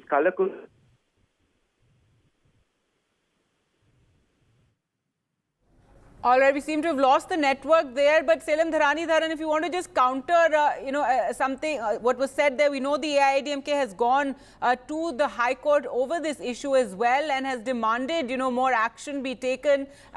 Illicit liquor is a problem that plagues our country. That is known, but really it's for the state governments to really crack down and ensure these tragedies don't keep happening. I see, of course, such tragedies should not happen, and no excuses could be given. And which is why the Chief Minister has had a series of meetings with the collectors and the higher officials, and also have warned them that such lacuna will not be acceptable in the administration. But having said that, the opposition always makes it appear that not everything is bad in Tamil Nadu. No, even when it comes to drugs, Tamil Nadu has confiscated the highest number of drugs, and we have the least number of drug usage as per the NCRB data. And also, if don't consider me to be doing a water bottle, but if you look, even in from the last 10 years, if you look, there have been each year there's been more than 1,000 to 1,500 illicit alcohol-related deaths across India. Even every year in Bihar, Madhya Pradesh, we've been having more than 300 to 400 deaths in each of the states. It's a societal problem. It's a social issue which we'll have to find a common solution. We shouldn't now go and pinpoint fingers at each other. And we've seen once again there have been talks about prohibition or, the controlling of alcohol. This is something that, everyone must be taken into, account and talked to, and experts must be brought in here. But Apsara Reddy back with us. Apsara Reddy, AIADMK has demanded a CBI probe into this liquor tragedy. Absolutely. In fact, look at the kind of anti-democratic stand the DMK has taken today in the assembly. In fact, our leaders, our MLAs, wanted to discuss the Kalakurchi Hooch tragedy. I think there should be all-party consensus on how such a tragedy can be dealt with, but the DMK absolutely didn't allow it and suspended all our members, all our MLAs for the entire session. So DMK is running scared because of its inefficiency, because of the lackluster governance in the state. I think the Chief Minister, I'm sorry to say, despite the kind of financial problems the state is in because of their bad administration, their own former finance minister, PTR has actually blamed the Chief Minister's first family for corruption. Instead of dealing with all of that, they're still taking trips to Dubai, Spain, the kind of expenditure on racetrack events. They're not really paying attention on public welfare and tragedies like the Kalakurchi. Right, Salem Dharanidharan, final word to you. What can you promise us? What steps are you going to take to ensure something like this never happens again? It's been astounding to see how the number of dead has just been climbing from 20 to 30, went to 50, and now it's 63 people who have died. I would like to also rebut what the previous spokesperson said. First and foremost, the financial mess in Tamil Nadu is only because of the ADMK regime. When DMK demitted office in 2011, our debt to GDP ratio was 17% of the best in India, and when ADMK demitted, it was 28%, unsustainable. And under our rule, it has been reduced to 1.5%. And with regards to the comment made by my dear friend PTR Tyagarajan, I think he himself has said that it was not his comments, they were doctored. So he has not made those comments. And finally, when it comes to the ADMK MLAs being sent out, this again is a lie. Our Chief Minister told the Speaker that the ADMK MLAs as well as the Leader of Opposition should be allowed to discuss. They were the ones who did not want to wait until the Mani Korike was over, and they've been staging walkout. Our leader has been very, very firm and wants the ADMK MLAs to raise their concerns in the Assembly, unlike the BJP. But then the first and the final point which you asked, Gagi, is that we have already set up an one-member judicial committee, and we're also taking other steps. Right? We also will take steps to make sure that methanol is not freely available and other such steps. But I'll assure you that this will never happen, and we are going to take such severe steps that this is never going to happen. What happened to the assurance in the previous tragedy? Whoever gave an assurance. What happened to that? All right, well, we'll leave it there. 63 people are dead. Illicit liquor is a huge problem in the country. Every few years, we see these, massive tragedies taking place, and it's really for the authorities, for the government, everyone to come together and, just stop this menace of illicit liquor and hooch. The case is being argued currently in the Madras High Court, and Madras High Court also questioning what lessons have been learnt. And let's shift focus now to Pune, where the Pune Municipal Corporation continued its crackdown on unauthorized structures at pubs and bars in the city for a second day today in the wake of alleged consumption of drugs at a local bar. Now, this is as part of the action. Officials of the building department demolished illegal structures of some prominent bars, including Esco Bar and FML Resto Bar. During the day, the Pune police also held 2 men who is seen with a drug-like substance in a video captured at the bar that went viral. So this action being taken following that video also going viral. Let's go across to Radhika now for more. And Radhika, tell us more about this crackdown on bars and, this whole drug controversy. This is something the opposition MV is also going to be raising in the assembly. That's right, Gargi. State government and municipal authorities in action mode. Post that video went viral, which showed several people consuming narcotic substance inside a pub in Pune. Post which, of course, authorities have been taking action against several of these pubs which had been flouting building norms, and several of these pubs which had been selling narcotic substance to youth in Pune.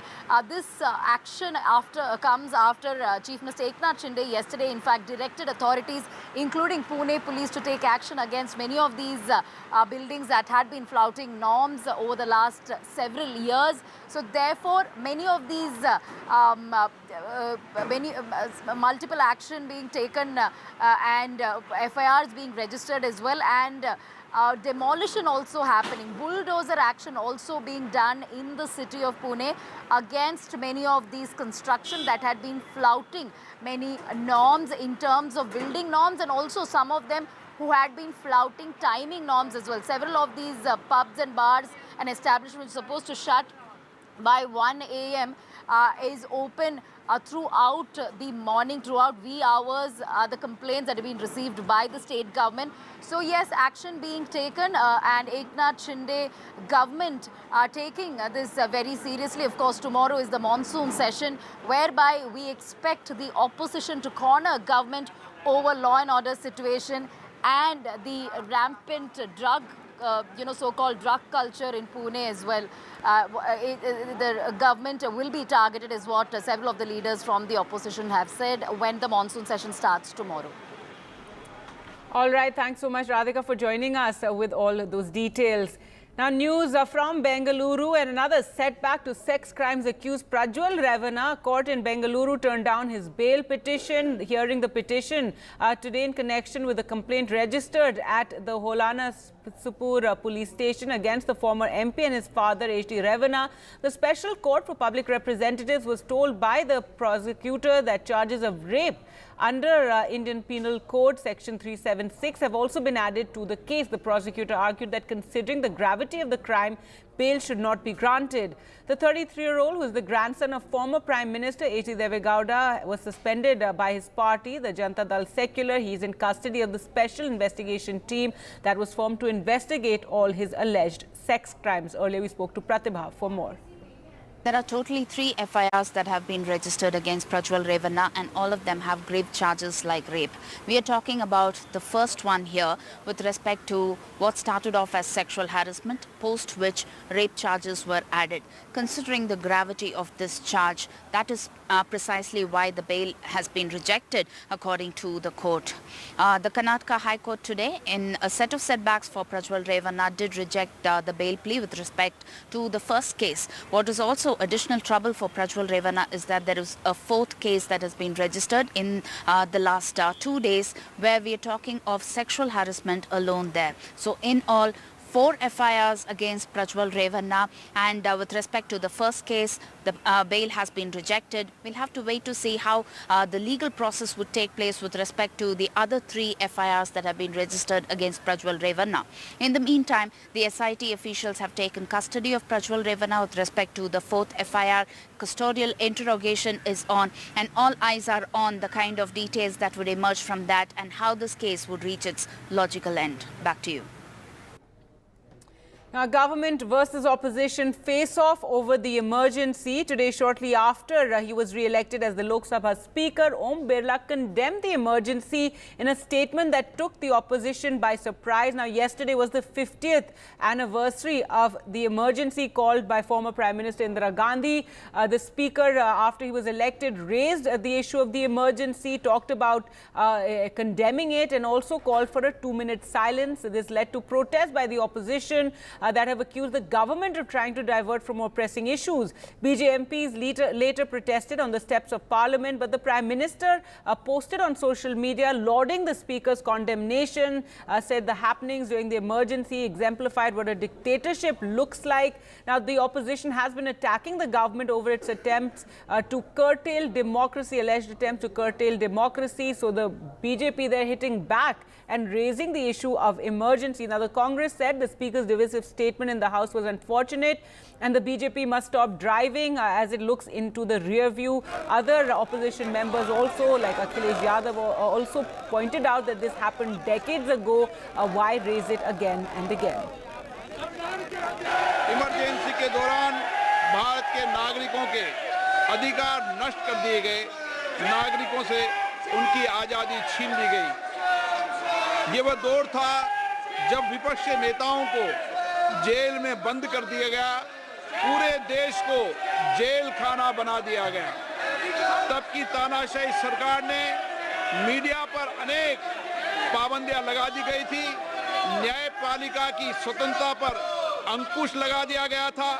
Emergency का वह समय हमारे देश के इतिहास में अन्याय काल का एक काला खंड था।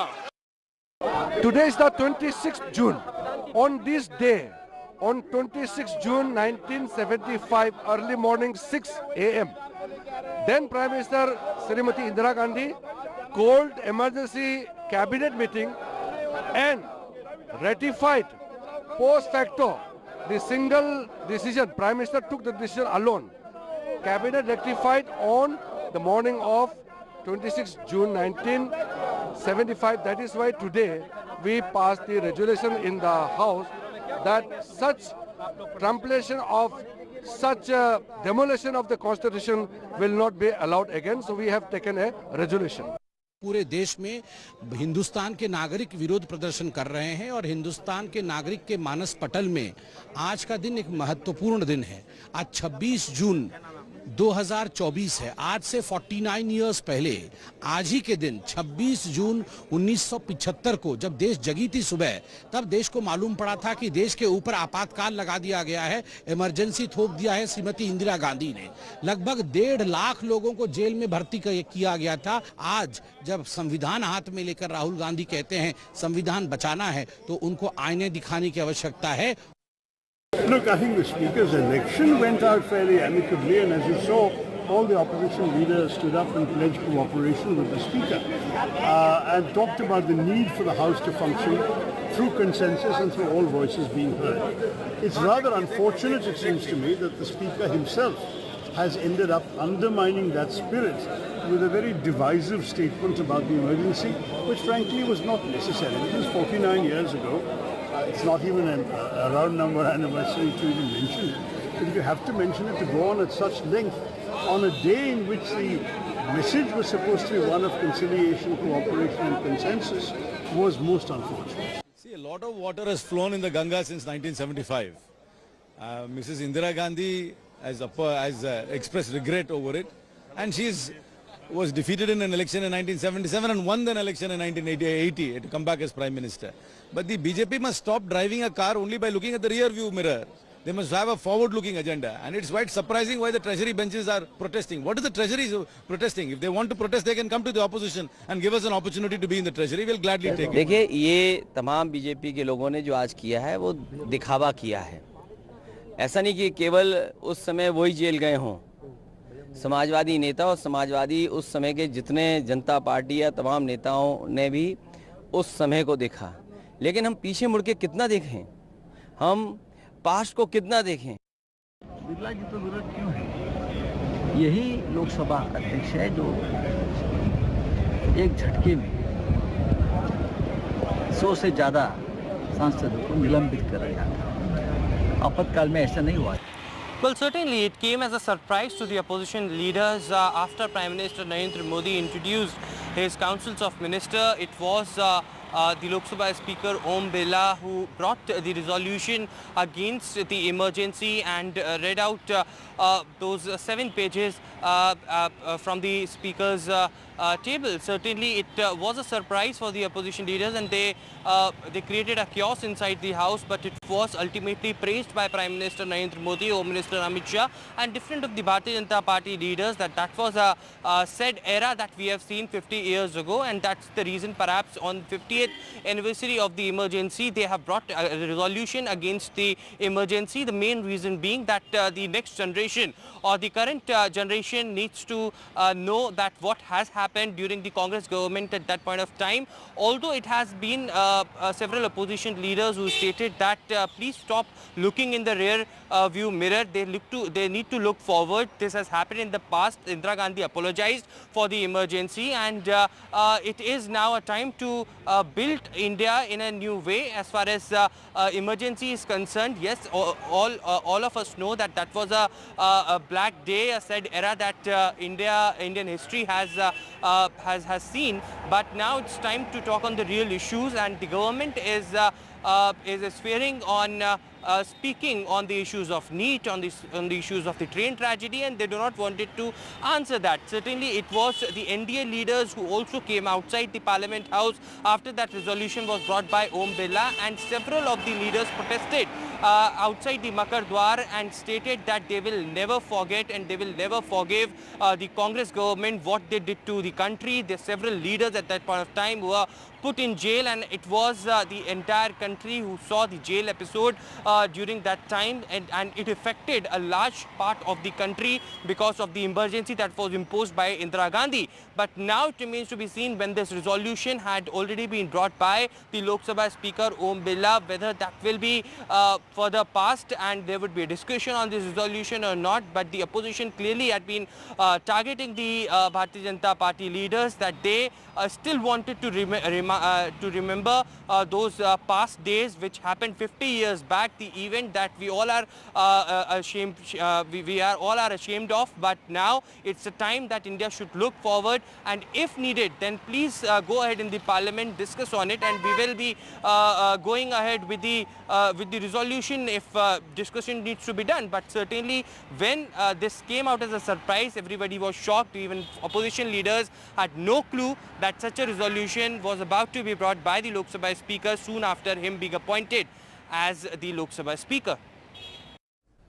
And staying with news, what took place in the Lok Sabha, the Trinamool Congress today raised questions over the Speaker's election which took place. Remember, there was the Speaker's election after decades in the Lok Sabha. The party maintains that though the opposition demanded a division of votes, that the pro-tem Speaker flouted the rules and went ahead with a voice vote election. So this is something the Trinamool has objected to, that the Congress has said they didn't want to press this issue. See, the rule says if any member of the House asks for division, the pro-tem speaker in this case has to allow for a division. You can clearly see and hear from the footages of Lok Sabha that several members of the opposition camp has sought a division and asked for a division to put the motion to vote. And the motion was adopted without putting the motion to vote. This is a clear testament to the fact that the ruling dispensation here in the case is the BJP, doesn't have the numbers. This government is running without the numbers. It's illegal, immoral, unethical and unconstitutional. Well, with that, time for us to slip into a short break. More news coming up on the other side. Stay with us.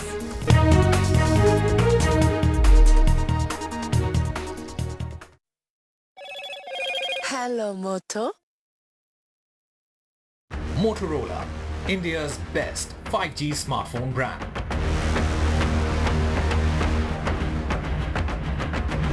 Bail plea of sex crimes accused Prajwal Revana rejected by the special court.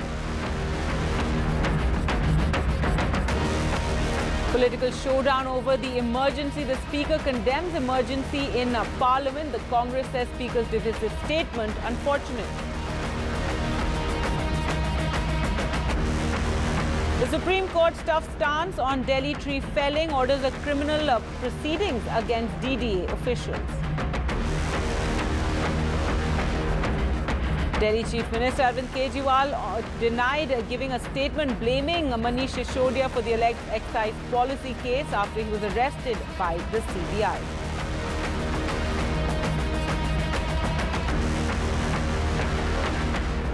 Loan मिलेगा या नहीं, ये आपके credit score पर depend करता है। आज ही जाइए पैसाबाजार.com पर और अपना क्रेडिट स्कोर चेक कीजिए फ्री में, क्योंकि लोन की जरूरत किसी को भी कभी भी पड़ सकती है। चल एक्टिंग थोड़ा भेल बनो। ये आयो बात बोल। पैसाबाजार.com। Some people say the metaverse will only be virtual. One day this lecture hall will be made of code, and driverless cars would be trapped in intersections. But even in this maze of the future, you can't wish away health. It's time to become more resilient.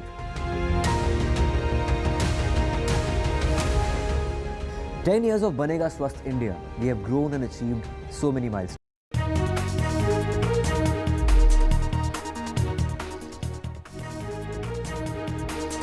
Welcome back. The government has said that the new criminal laws will come into effect from the 1st of July, and the government identifies people-friendly measures in these laws. The bills were passed, remember, by the last parliament in 2023. There was controversy as over 100 MPs were suspended at that time. The opposition has also raised questions over this.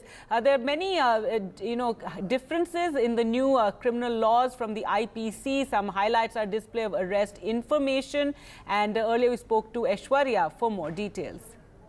These three new criminal laws, Bharatiya Nyaya Sanhita, Bharatiya Nagrik Suraksha Sanhita and Bharatiya Sakshya Adhiniyam bills which were passed by the parliament in the last winter session in 2023 amid a huge uproar, and the opposition opposed these bills. It was later passed, and the President of India gave an assent to these new criminal laws on 25th of December 2023, and the Government of India had finally appointed a date, that is 1st of July 2024, when these three new criminal laws will come into the force. There are several highlights of these three new criminal laws, of course, that pertains to the transparency, giving more efficiency and the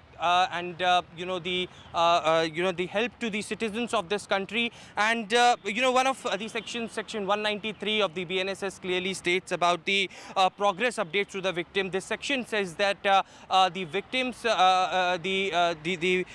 victims are entitled to know about their case within 90 days of time period, and this section will uphold that the victims can get more transparency into the case. They will be involved into the case, as 90 days of time period is something that victims are entitled for the regular updates on the progress of their case.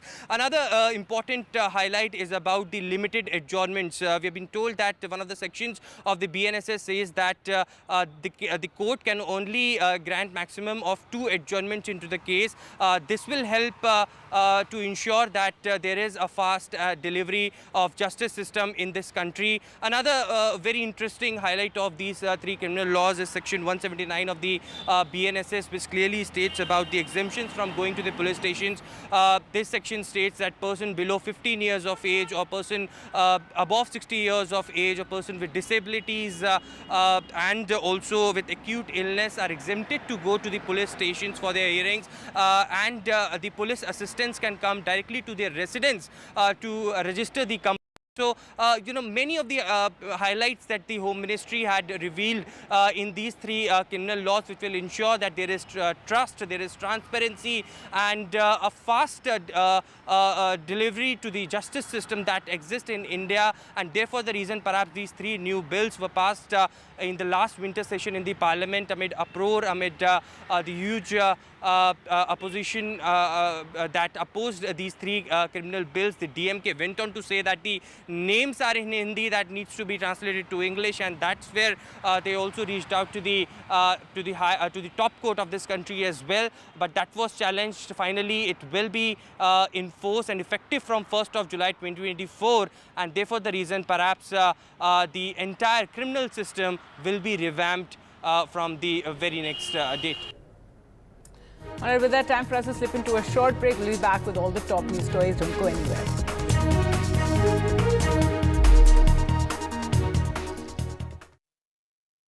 Loan मिलेगा या नहीं, ये आपके credit score पे depend करता है। तो आज ही अपना क्रेडिट स्कोर चेक करें फ्री में पैसाबाजार.com पर। लोन की जरूरत कभी भी किसी को भी पड़ सकती है। ठीक से एक्टिंग नहीं। पैसाबाजार.com। Stay informed and entertained with the new and updated NDTV News app. You can watch all our channels live, listen to podcasts, read breaking and exclusive news from around the world and more. Download the NDTV app today and get access to the best journalism and storytelling on your smartphone or tablet. The NDTV app. News that matters to you. NDTV proudly upholds its legacy of trust and credibility. According to the prestigious Reuters Institute's Digital News Report 2024, NDTV is the top-most news platform in the country. Number one in both online and offline reach in India. Beating all its competition, NDTV stands for trust. Get ready for the ride of your life. NDTV brings you the NDTV Auto Show with me, Mugdha Mishra. From the fastest supercars to the sleekest new energy vehicles to your trusted daily ride, we cover it all. Every Saturday at 10:30 a.m. and Sunday at 8:30 p.m. only on NDTV 24/7. Your next great escape starts here. Stay informed and entertained with the new and updated NDTV News app. You can watch all our channels live, listen to podcasts, read breaking and exclusive news from around the world and more. Download the NDTV app today and get access to the best journalism and storytelling on your smartphone or tablet.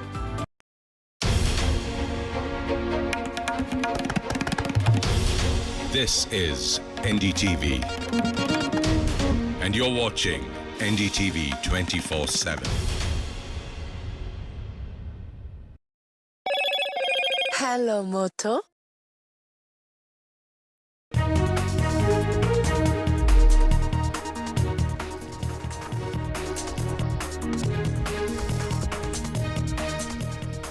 The bail plea of sex crimes accused Prajwal Revana is rejected by a special court. Rape charge has been added in the case against Revana. He will stay in the custody of the SIT.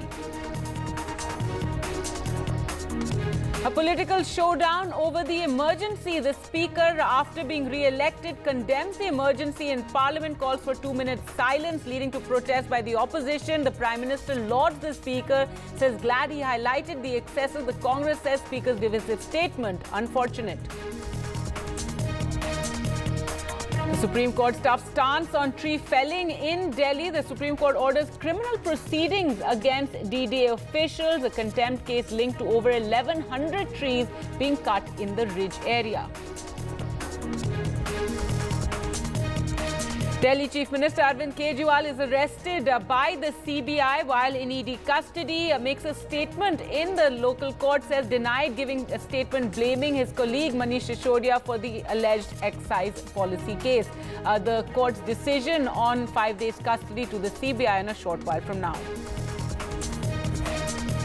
And in Jammu and Kashmir, an encounter breaks out in Doda. One terrorist has been killed as the hunt is on for 2 more terrorists. The police say the terrorists are linked to the recent attacks seen in the area.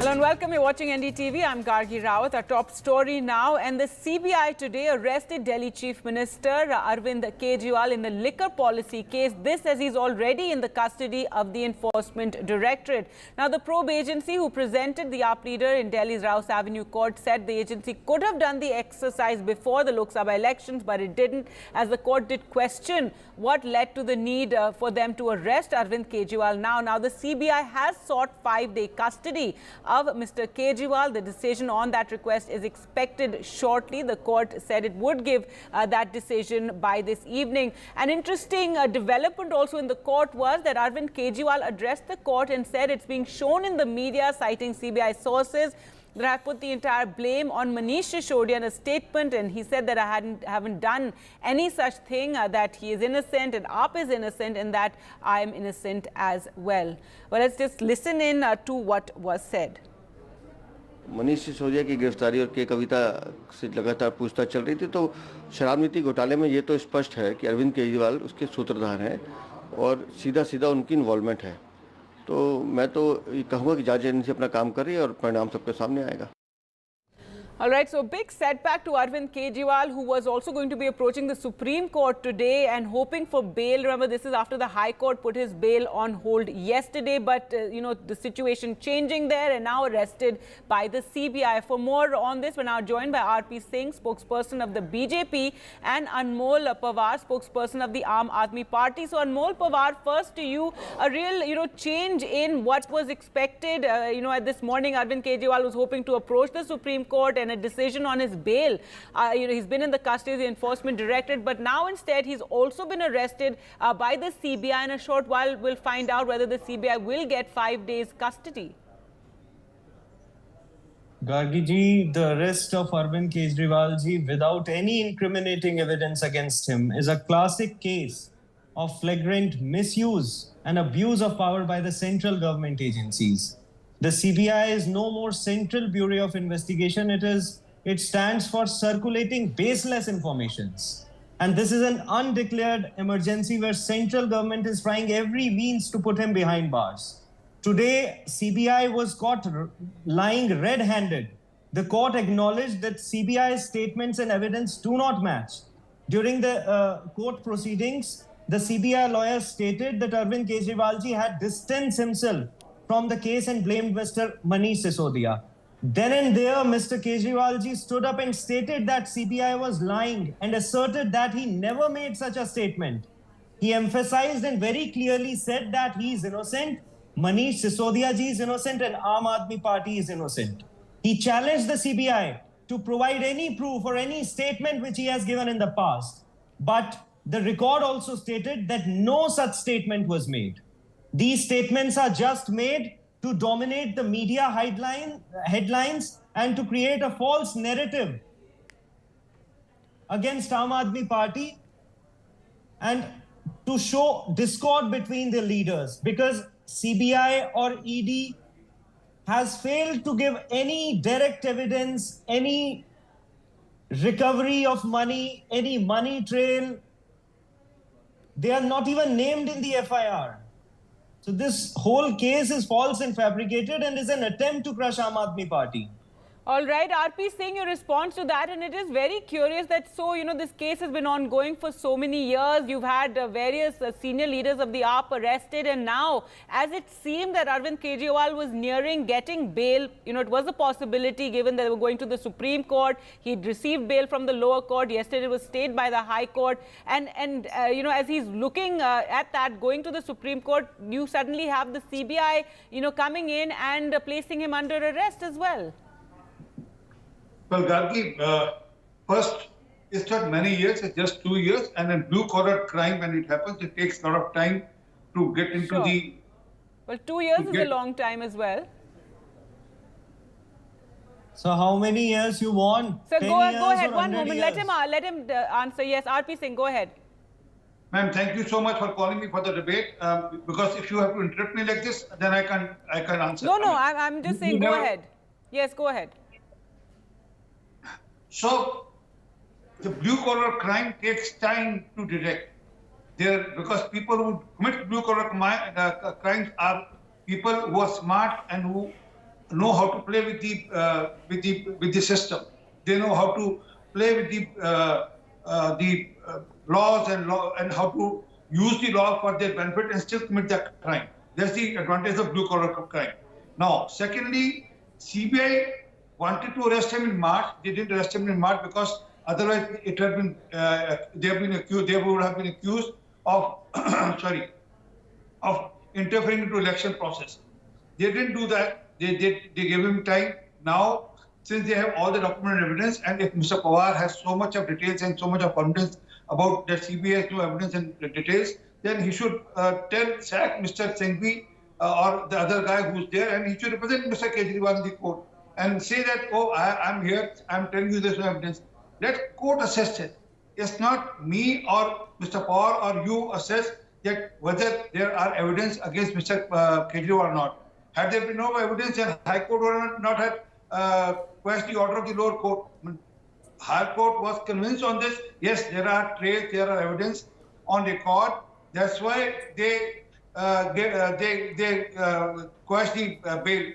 and now they have gone to the Supreme Court. Let Supreme Court also take a call. But the only pretext they always have made that CBI has not held any inquiry. CBI has not named Mr. Kejriwal. Now CBI is holding inquiry, want to hold inquiry. They are raising question on that. I mean, CBI is only asking for custody so that they can put all the zigzags together and then bring the complete evidence in front of the court.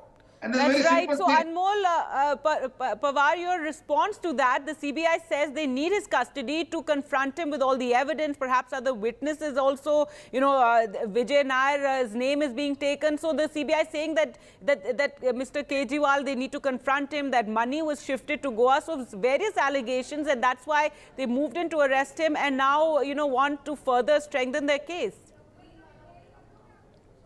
Ji, the reality is that for the first time he was called for interrogation by the CBI in 2023.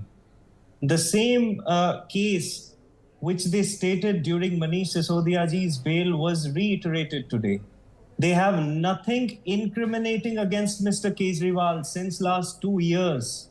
They have failed to provide any direct evidence linking him to the proceeds of money.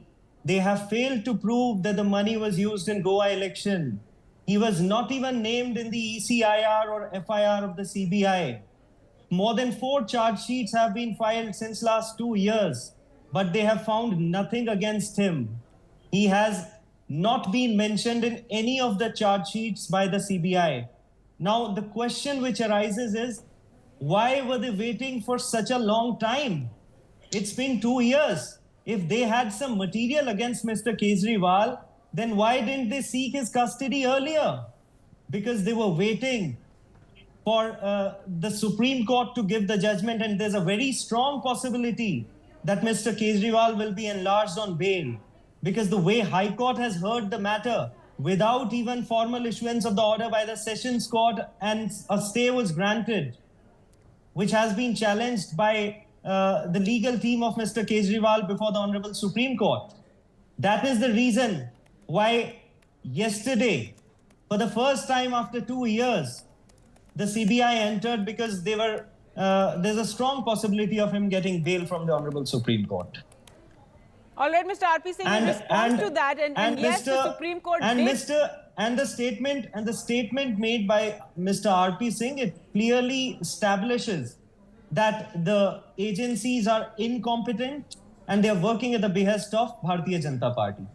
Right. So, RP Singh, your response to that, and yes, the Supreme Court did describe as unusual the stay that the High Court had put on Mr. Kejriwal's bail. And so far, you know, this, as you said, the case has been going on for 2 years. A lot of allegations have been made. A lot of, you know, witnesses have, you know, turned, etc. But in terms of hard evidence so far, even the courts have been asking, where is that hard evidence?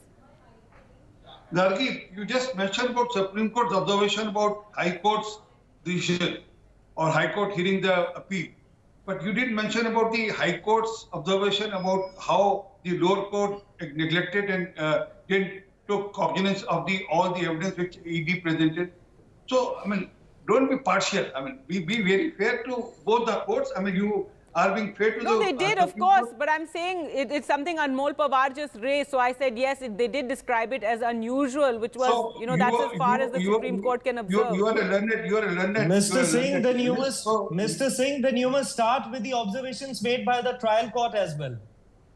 You must first tell the whole country that the trial court said that ED is acting with bias, that there is no recovery of money, that there is no money trail, that no trace of proceeds of money has been established, that there is no Thank you, Gargi. Thank you for calling me to the debate. You call hecklers during the debate. That there is no respond to that. I mean, we're not, the courts have spoken. You call anarchists and you support anarchism in your debate. How am I supporting anarchism? Please go ahead. Anmol Pawar, just let Mr. RP Singh respond. Please go ahead. Yes.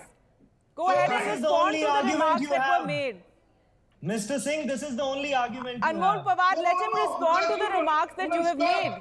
You belong to a hackers party. You belong to an anarchist party who has looted Delhi. Don't show your teeth. Don't show your teeth. Don't show your teeth to Mr. Don't get agitated, sir. If you can get him out of the jail. If you're getting more than this, your blood go and pressure serve your rise, to him. All right, I not think to we're me. going to have to leave it there. We're waiting. Well, thank you so much. Mr. R.P. Singh, would you like to just respond to what Anmol Pawar said? Just if you want to just quickly respond, then I'll close this. Go ahead, respond. He's very agitated. He's very agitated. R.P. Singh ji, please respond. Gargi, if you have to be fair in your debate, it's good. Otherwise, I'm No, absolutely. Absolutely. I put down Anmol's mic for the moment just so you can make your point, and I have to wrap this. Go ahead. Very simple, very simple. If Anmol Pawar has some paper, some record to show that he is not involved, then he should go to the court. So, High Court has categorically stated, yes, Mr. Kejriwal is involved. High Court has also observed that ED was not verified. They said the ED was not verified when they are pursuing the case. And let me tell you, there are documents which are on record which ED has presented. There are digital records which ED has presented. There are transactions which ED has presented. There are the witnesses who have put evidence on record under Section 164 which ED has presented. Put together, there's a strong All right, case. so all this is in the court, and yes, we're going to, now in a short while from now, we'll have the decision of the Rouse Avenue Court on whether Arvind Kejriwal's custody will be given to the CBI. We'll leave it there. Thank you so much both for joining us on the program. Well, moving on to the big political fight today, a government face-off over emergency. Now, today, shortly after he was re-elected as the Lok Sabha Speaker, Om Birla condemned the emergency. The 50 years anniversary was yesterday, and just after being elected and addressing the Parliament, he called for a 2-minute silence where he spoke about the dark days of the emergency, taking the opposition by surprise and leading to protests. Remember, the opposition had been targeting the government over and making allegations about how democracy was being curtailed in the country, and now you have the BJP turning the tables in a sense and raising how democracy was curtailed during the emergency. Now, the opposition also have accused the government of trying to divert from more pressing issues. BJP MPs, after the Lok Sabha was adjourned, actually stood on the steps of Parliament and protested over emergency as well. And later, the Prime Minister posted on social media lauding the Speaker's condemnation of the emergency. Now, the opposition hit out at the government, and Congress described the Speaker's statement as divisive and unfortunate, and said the BJP must stop driving while looking in the rear view. Other parties as well, the Samajwadi Party also said that why is the BJP raking up things that are decades old? Instead, they should be more forward-looking. Emergency के दौरान भारत के नागरिकों के अधिकार नष्ट कर दिए गए, नागरिकों से उनकी आज़ादी छीन ली गई। ये वह दौर था जब विपक्षी नेताओं को जेल में बंद कर दिया गया, पूरे देश को जेल खाना बना दिया गया। तब की तानाशाही सरकार ने मीडिया पर अनेक पाबंदियां लगा दी गई थी, न्यायपालिका की स्वतंत्रता पर अंकुश लगा दिया गया था। इमरजेंसी का वह समय हमारे देश के इतिहास में अन्याय काल का एक काला खंड था। Today is the 26th June. On this day, on 26 June 1975, early morning 6 a.m., then Prime Minister Srimati Indira Gandhi called emergency cabinet meeting and ratified post facto the single decision. Prime Minister took the decision alone.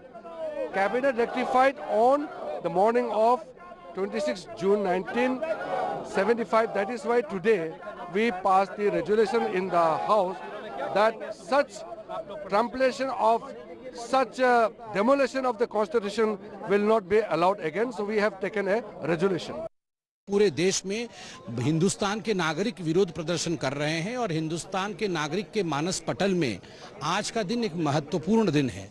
आज 26 जून 2024 है। आज से 49 years पहले आज ही के दिन 26 जून 1975 को जब देश जगी थी सुबह, तब देश को मालूम पड़ा था कि देश के ऊपर आपातकाल लगा दिया गया है, इमरजेंसी थोप दिया है श्रीमती इंदिरा गांधी ने।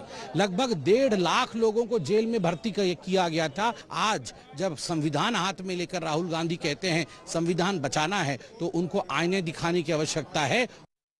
Look, I think the Speaker's election went out fairly amicably, and as you saw, all the opposition leaders stood up and pledged cooperation with the Speaker and talked about the need for the House to function through consensus and through all voices being heard.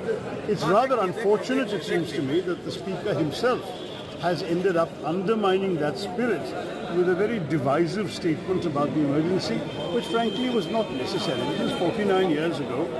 It's not even a round number anniversary to even mention it. But if you have to mention it to go on at such length on a day in which the message was supposed to be one of conciliation, cooperation and consensus, was most unfortunate. देखिए, ये तमाम BJP के लोगों ने जो आज किया है वो दिखावा किया है। ऐसा नहीं कि केवल उस समय वही जेल गए हों।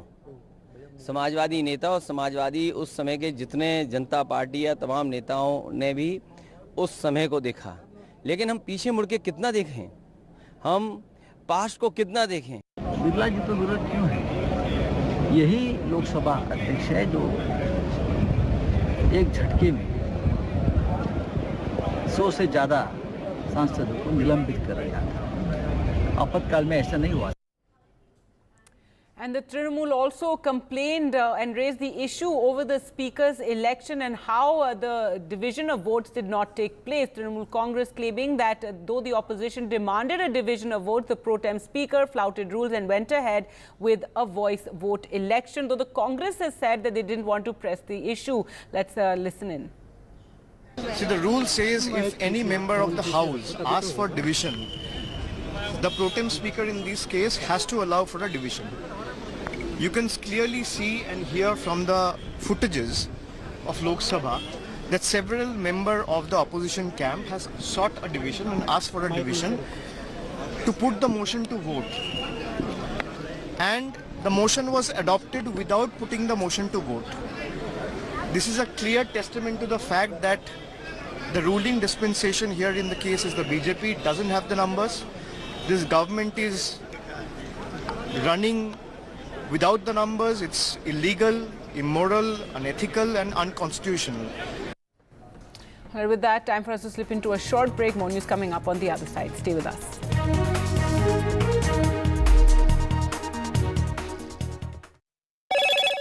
Hello, Moto. Motorola, India's best 5G smartphone brand.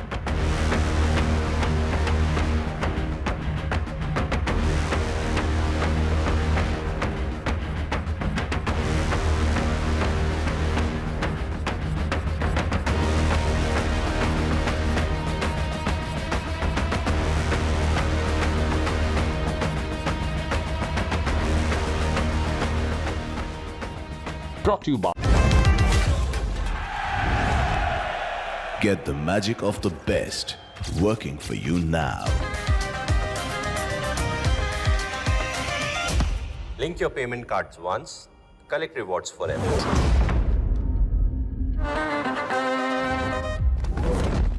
Loan मिलेगा या नहीं ये आपके क्रेडिट स्कोर पे डिपेंड करता है। तो आज ही पैसाबाजार.com पर जाइए और अपना क्रेडिट स्कोर चेक कीजिए फ्री में, क्योंकि लोन की जरूरत कभी भी किसी को भी पड़ सकती है। बस एक्टिंग करा लो इनसे। पैसाबाजार.com, क्रेडिट स्कोर चेक, आदत अच्छी है। Some people say the metaverse will only be virtual. One day this lecture hall will be made of code, and driverless cars would be trapped in intersections. But even in this maze of the future, you can't wish away health. It's time to become more resilient.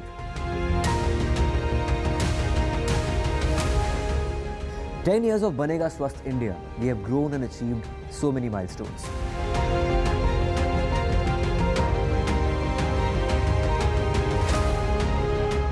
And now I have a plan to beat the urgency, to stop breathing with difficulty, to relieve getting choked with inactivity.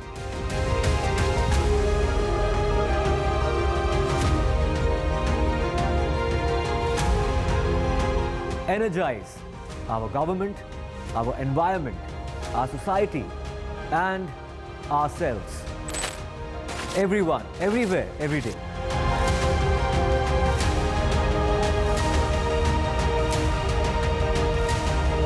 Banega Swasth India. One world hygiene. Stay informed and entertained with the new and updated NDTV News app. You can watch all our channels live, listen to podcasts, read breaking and exclusive news from around the world and more. Download the NDTV app today and get access to the best journalism and storytelling on your smartphone or tablet.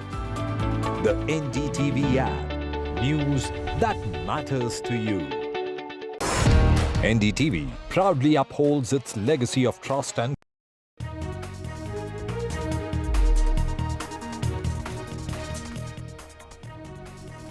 Welcome back. A crackdown on alcohol and drugs. The Pune Municipal Corporation continued its crackdown on unauthorized structures at pubs and bars in the city for a second day today in the wake of alleged consumption of drugs at a local bar. As part of the action, the officials of the PMC's building department demolished illegal structures of some prominent bars, including Escobar and FML Resto Bar during the day today.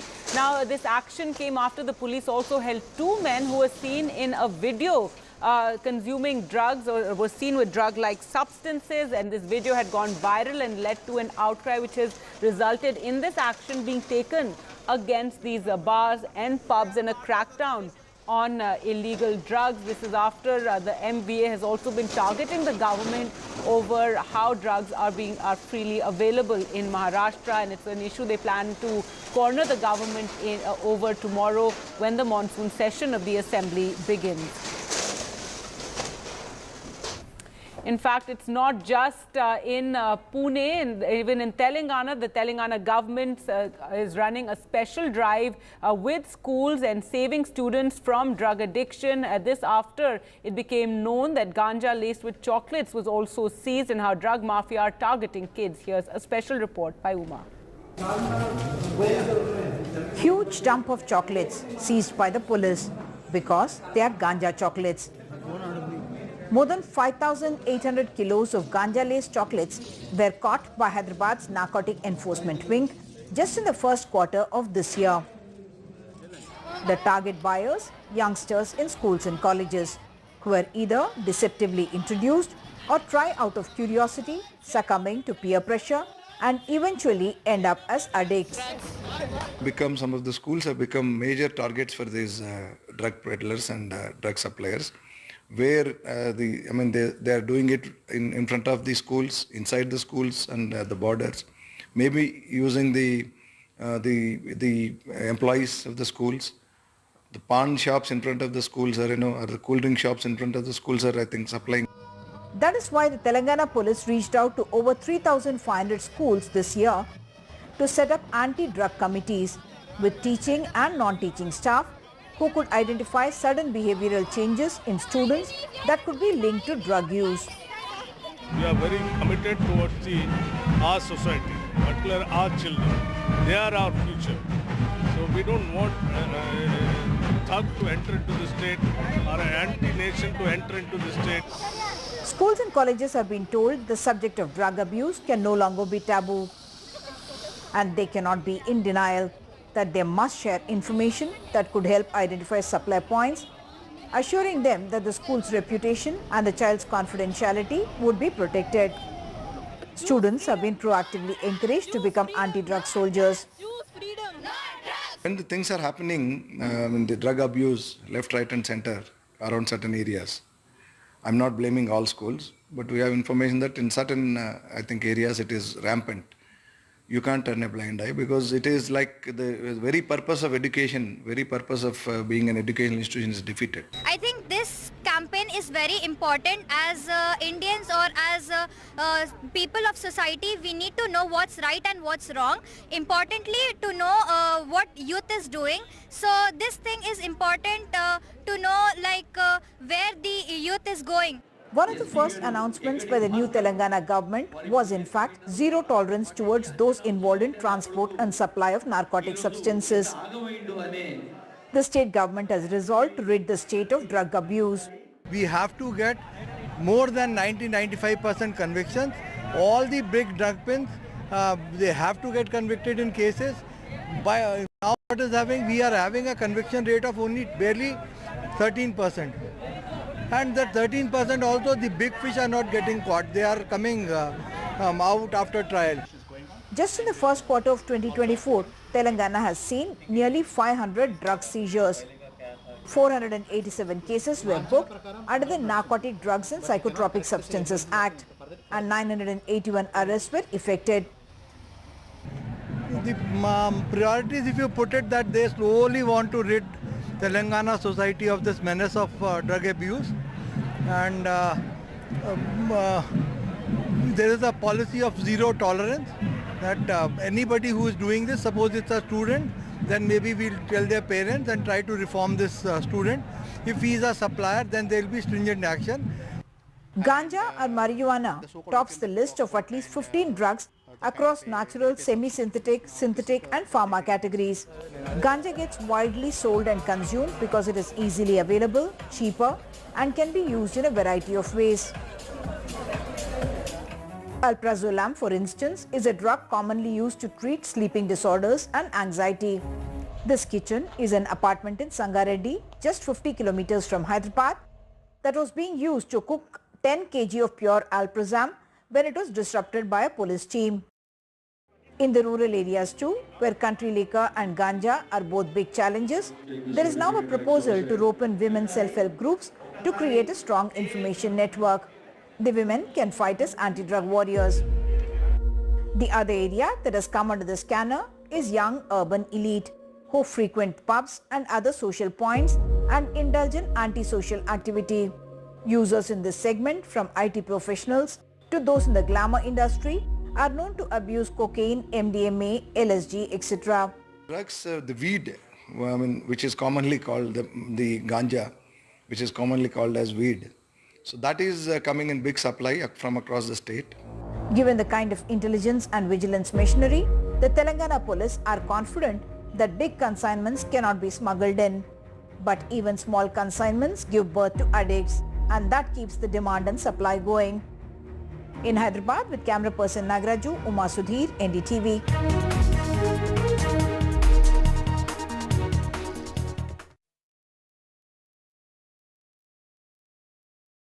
Loan मिलेगा या नहीं, ये आपके credit score पर depend करता है। आज ही जाइए पैसाबाजार.com पर और अपना क्रेडिट स्कोर चेक कीजिए फ्री में, क्योंकि लोन की जरूरत किसी को भी कभी भी पड़ सकती है। चल एक्टिंग थोड़ा भेल बनो।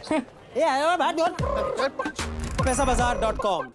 Stay informed and entertained with the new and updated NDTV News app. You can watch all our channels live, listen to podcasts, read breaking and exclusive news from around the world and more. Download the NDTV app today and get access to the best journalism and storytelling on your smartphone or tablet. The NDTV app. News that matters to you. The biggest democratic exercise in the world. Team NDTV covers it from ground zero. BJP really had to fight a tough election this time. Unprecedented exercise. Unmatched coverage. There is no dispute. जनता को decide करना है. From polling to counting, NDTV brought you the most trustworthy news and updates.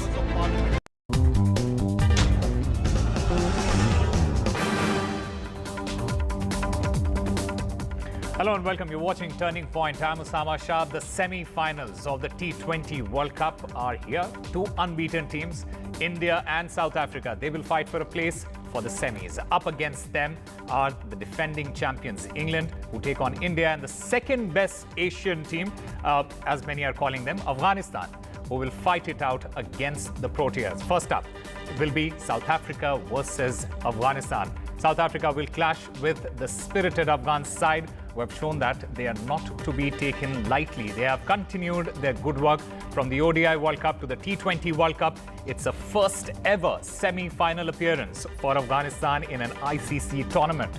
A feat which many believe is already a victory for Afghanistan, but going by what we have seen so far, Afghanistan, they look determined to keep going forward. South Africa, who like India, have remained unbeaten, have managed to come good in clutch moments, unlike previous campaigns. On paper, all predictions are tilting towards a South Africa win, but In cricket, anything can happen, especially in a knockout match. That match starts on Thursday at 6 a.m. Indian Standard Time. And let's first talk about the first semi-final before we come to India versus England. And joining us at this point, three senior sports journalists, Gautam Bhattacharya, Rakesh Rao and Seth Bennett. Rakesh Rao, let me start by asking you, what is that voice telling you? Is Afghanistan beating South Africa? Yeah, Osama, you never know. But going entirely by form, of course, Afghanistan has a chance. They have a fair shot. But if you want me to pick my favorite, I'll go with South Africa. Okay. Gautam Bhattacharya, what about you? Yes, I mean, the format certainly makes it, it's a bit of, if anything, I would say that 60-40 in favor of South Africa. But the way Afghanistan have grown during this tournament, along with some chances of another again 35 to 40% chances of rain there as well, I would say 60-40 in favor of South Africa. All right, and Seth Bennett, you should be giving a higher percentage to Afghanistan, considering what they did with Australia, though. Yeah, I mean, they've done really well, haven't they, Afghanistan, throughout the whole of this tournament. And you've got to be impressed with their level of performance and the different ways in which they've managed to win games. From the really, really tight game of their semi-final, which was a low-scoring affair with rain impacting on it, to what else they've done elsewhere in the tournament. I've got to say, though, South Africa have looked very, very strong so far. I think if you're in the second semi-final, you'll have your fingers crossed that Afghanistan can do away with South Africa and maybe, just maybe, make that route to the trophy a little bit easier. Seth, what is it about Afghanistan that makes it so different from, when you compare it with Bangladesh?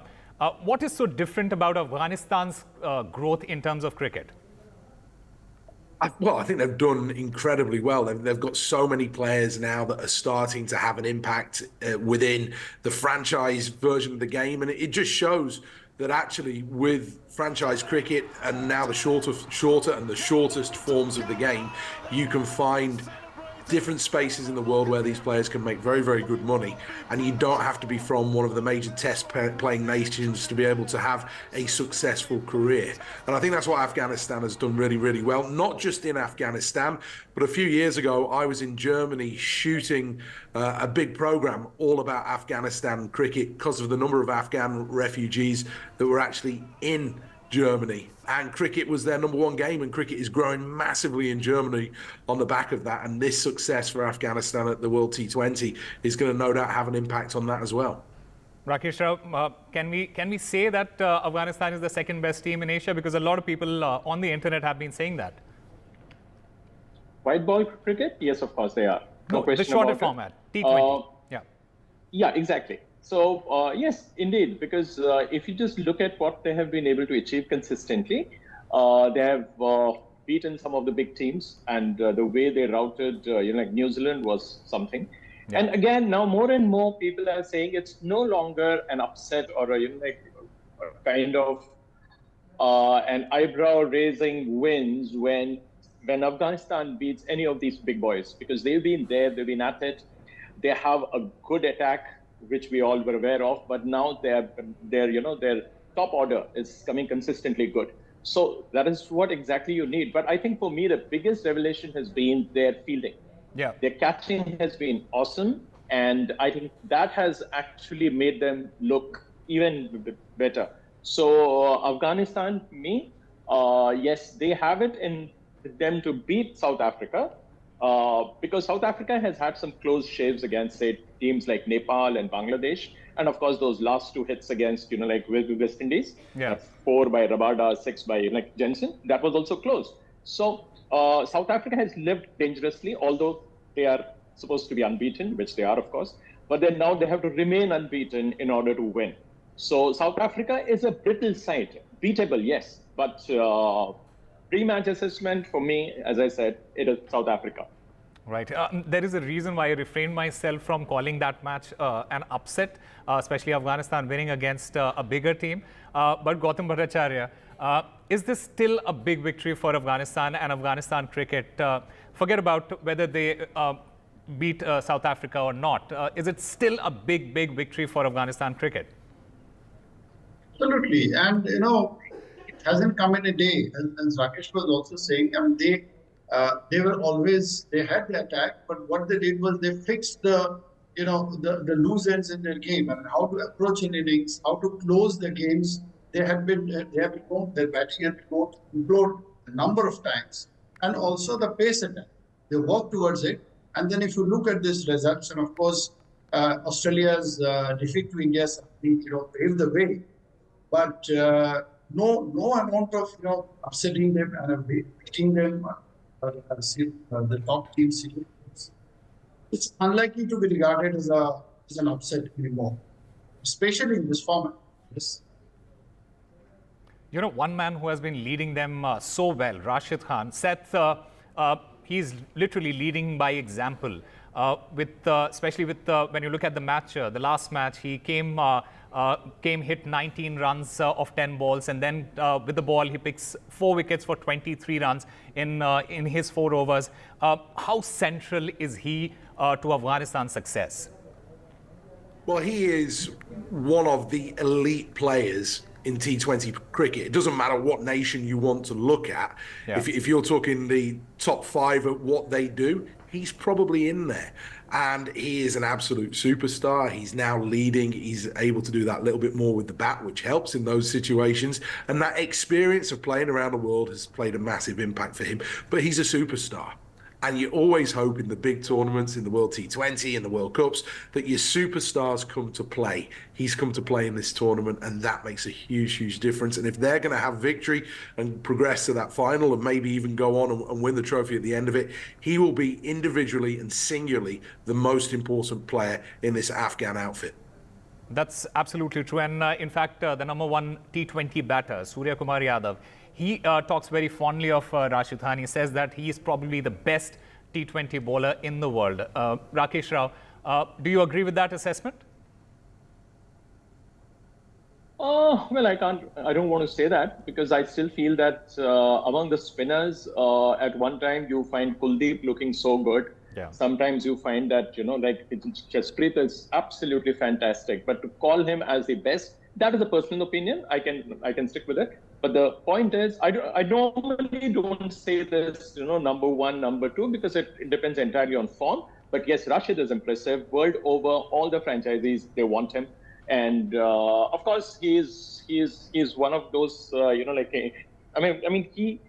just look at his eyes. You know that this guy is hungry. He wants to make things happen. He doesn't wait for things to happen. So I think you need a person who has these all-round abilities and looks like a good leader now, since his team is, winning all those close matches. So yes, Rashid is one of the finest cricketers of modern day T20 games for sure. But to call him the best, that is, I think, Surya's personal opinion. I'll allow him to stay with it. All right. But just in terms of character, Gautam Bhattacharya, he can get away with anything in this particular team just because what he brings to the table. We saw in the last match, tempers were flying, threw a bat against Jannat. But still, the kind of quality that Rashid Khan brings to this particular team, the entire team, they know it, and they go all out to support him, isn't it? Yes, he is the leader who commands respect, and in terms of his performance, number 1. Number 2, if you have been playing international cricket for a number of years now, franchisee, he had been a journeyman playing all over. And there are theories about how to tackle Rashid, and whether you just take him on as a bowler, take him on as a googly bowler. There are all kinds of theories that float when you're tackling him, but still he has maintained the mystery about him that suddenly goes a long way in establishing him about what he brings to the table. That's true. Seth, talking about the entire bowling setup that Afghanistan has, do you think this is the best bowling unit Afghanistan have ever had, or do you disagree with that? I think when you go back to the question you were just asking, about whether or not Rashid Khan is the best bowler in the world. If you gave me the choice, Jasprit Bumrah would be my first pick. If I'm playing dream team cricket, then he would be the first guy I choose. As for Afghanistan, I think this is the best lineup that they've ever had. And that's why they've got an opportunity to win a major title. They're down to the last 4. I think this is the best lineup that they've ever had. It's probably the most balanced that they've ever had as well. The question for me is, when push comes to shove, can they score the kind of runs they need to put pressure on this South African team? Particularly if they bat first. Absolutely. And in fact, Afghanistan have been very cautious with their starts. Rakesh Rao, should they have to come out of their shell a little more against South Africa? Do you feel that? Don't have to do anything new, anything different. They just have to stick to their plans, because this is a knockout game. They don't have to do anything different. Whatever they know that they do at their best, that has carried them so far. So even if they score, say, about 45, 50 runs in the first 6, it need not be 60, but they're still there, because those guys have form and confidence and self-belief of having scored, I think, something like 442 runs so far. So they don't have to do anything different. They just have to stick around, because let's not forget that South Africa has a very good attack. They have a very good pace attack. So up front, they got to be careful. They have to be careful of Shamsi again. But the point is that these guys, they've started believing that, yes, up front, we can score runs. We can score 50 plus for sure. And that is where, once the foundation is laid, then these guys become very, very dangerous. But again, Afghanistan doing the chase here, I still want to see whether they are capable of doing that, because their confidence stems from the fact that they are good enough to score 140, 150, and they're confident of actually defending it. But if the wicket is slow there tomorrow, I'm sure it will be Afghanistan's game. But for me, whether Afghanistan wins or loses, the 2024 World Cup is already Afghanistan's cup. Oh, wonderful. In fact, one disadvantage that we might call is Gurbaz and his injury. He is doubtful because of his knee injury. Gautam Bhattacharya, if he doesn't play, how big do you think it is a loss for Afghanistan? That's going to be quite a body blow if he finally doesn't make it. I mean, he doesn't need to get those kind of blazing starts in the power play, because the games are panning out to be of a different nature here. But without him, that experience quotient would certainly be missing, and that's why South Africa will look to attack. Right. In fact, Afghanistan's batting depth is it is something that might be a cause of worry for Afghanistan and Afghanistan fans. Seth, is that something that South Africa would be looking at? And why I'm saying this is because Afghanistan's middle order, that is from number 4 to number 7, they have the lowest strike rate among the Super 8 teams in this particular World Cup. Potentially, but I think that they'll look at it from a South African perspective and just feel that if they deliver on their skills, so if they deliver a strong bowling performance, they deliver a strong batting performance, they will feel that they have enough in the tank to be able to win this fixture. And I think that's going to be the challenge. Obviously, the pitch is going to be interesting as well. If it is slow, if it is low, what impact is that going to have on scoring rates? Again, you look at what Afghanistan did in their quarterfinal, in their last group game, should I say, not quarterfinal, but when you look at what they did, is they put themselves in a really potentially quite a difficult position because of their slow scoring rate. If a South African batting lineup is against that kind of number, if you're not getting in excess of 150, 160, 170, all of a sudden it gets really, really, really difficult to defend a small total against that South African lineup. So for me, that's going to be one of the keys, particularly if Afghanistan bat first. They've got to make sure that they're scoring at a high enough rate that there is some scoreboard pressure on that South African side. A low number, it'll be too easy for them. In fact, South Africa have had a few nervy moments in this particular World Cup. But Rakesh Rao, unlike previous campaigns, they have managed to cross the line. Is that something that might be the difference between winning the trophy this time? Possibly, yeah. Because, there were occasions when we were actually reminded of that South Africa of old, that they appeared to be choking. The way they stopped, like Nepal, which was dramatic. The way they stopped, like a team like Bangladesh, it was amazing. And of course, just imagine they lose their top half, and the guys who normally score, And eventually it is Rabada's 4 that gives them that hope that they can win. And then of the very next ball of the new over, that is, Jensen hits a 6 to finish it off. So no nerves there. So what I wanted to actually say was this South African team has so far averted that kind of a situation where we could all say, look, we knew that this team was capable of choking. This time around, they've remained unbeaten. And that is what is all about. I mean, this South African team is all about. I think they've flirted with unwanted, danger, but they've come out stronger. So having said that, against a team like Afghanistan, they'll be wary of the attack, yes. But then I think they don't have to go up to Rabada and Jensen to do the trick with the bat. I think they are capable of handling these guys, but they got to be careful because these guys have played enough of these, all these Afghanistani bowlers. And that is what gives me the confidence that Afghanistan's best moment is firmly behind them. But yes, I'm not ruling out a kind of a surprise result on an upset, which I don't want to call it so. But then an Afghan win cannot be ruled out. But it seems like Afghanistan has already hit a high. Now for them to come back to Mother Earth and again, start from scrap and start from scratch and then to perform in a big knockout game, which is the first of their lifetime.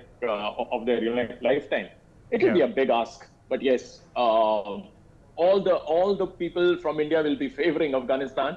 If prayers have any meaning or any significance, we are going to see that tomorrow. All right, but on paper as well, South Africa is still a better team than Afghanistan. What might be that one weakling that Afghanistan can target? Well, we'll have to wait and watch for that first semi-final that starts at 6 a.m. on Thursday. Gentlemen, stay with us because after the break, we'll be talking about that other big clash that is India versus England.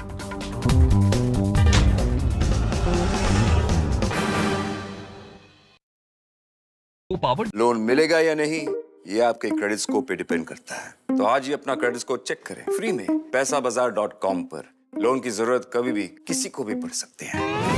ठीक से acting नहीं। पैसाबाजार.com। Stay informed and entertained with the new and updated NDTV News app. You can watch all our channels live, listen to podcasts, read breaking and exclusive news from around the world and more. Download the NDTV app today and get access to the best journalism and storytelling on your smartphone or tablet. The NDTV app. News that matters to you. NDTV proudly upholds its legacy of trust and credibility, according to the prestigious Reuters Institute's Digital News Report 2000.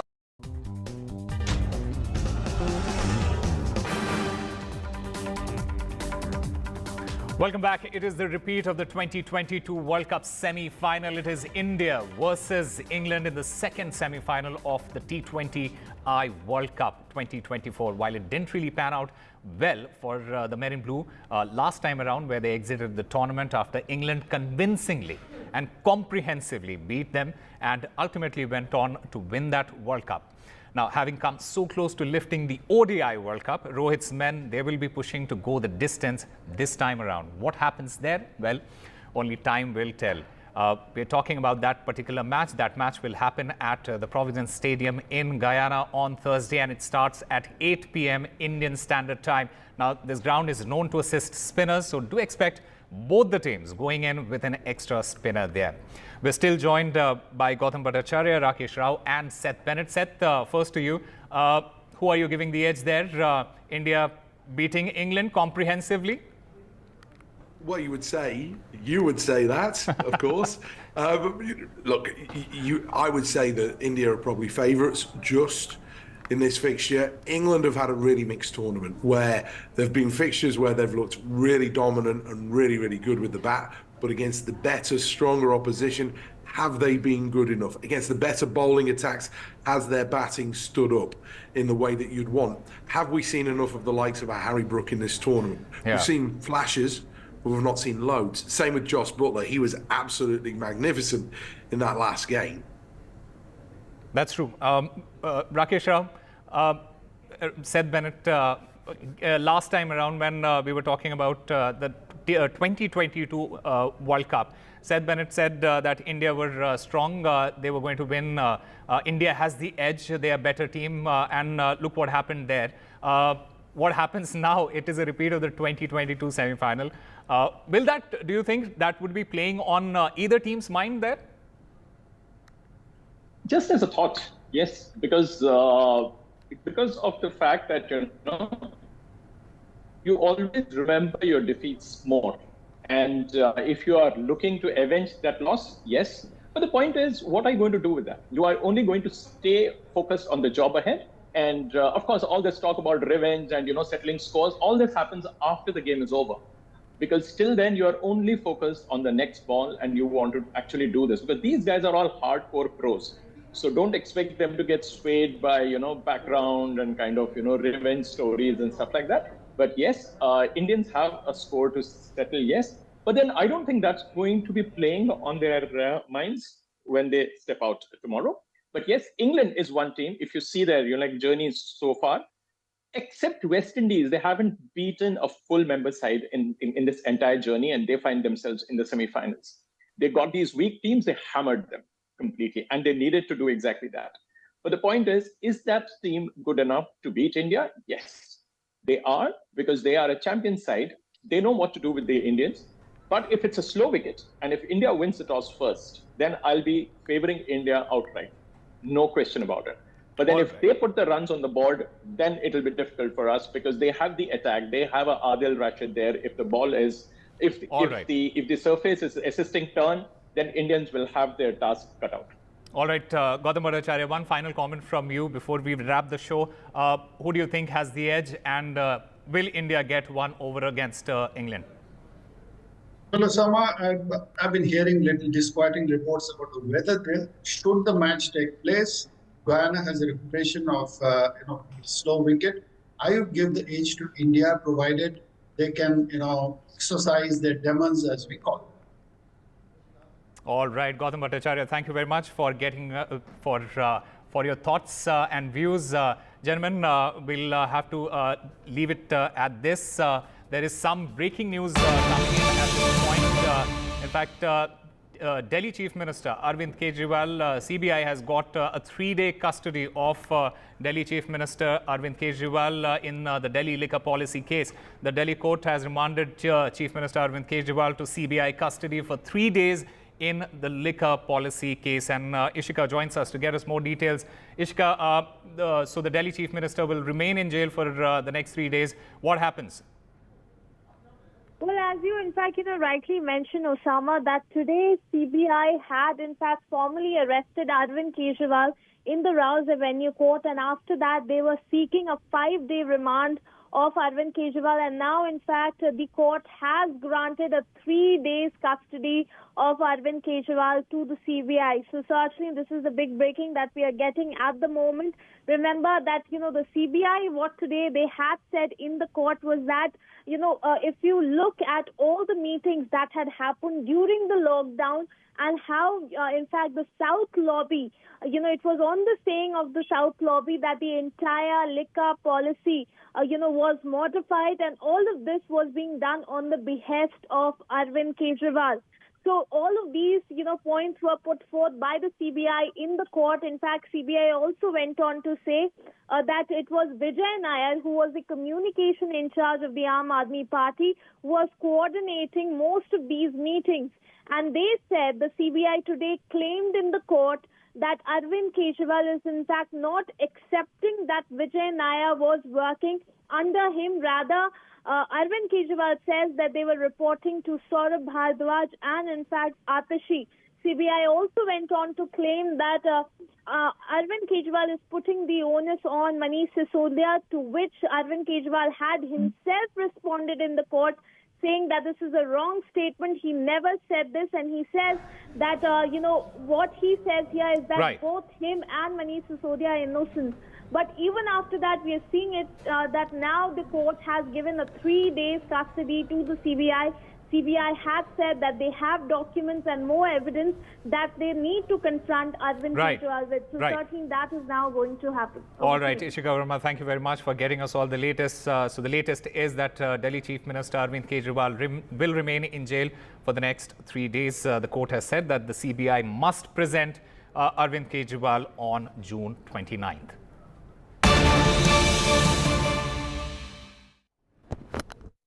Loan मिलेगा या नहीं ये आपके credit score पे depend करता है। तो आज ही पैसाबाजार.com पर जाइए और अपना क्रेडिट स्कोर चेक कीजिए फ्री में, क्योंकि लोन की जरूरत कभी भी किसी को भी पड़ सकती है।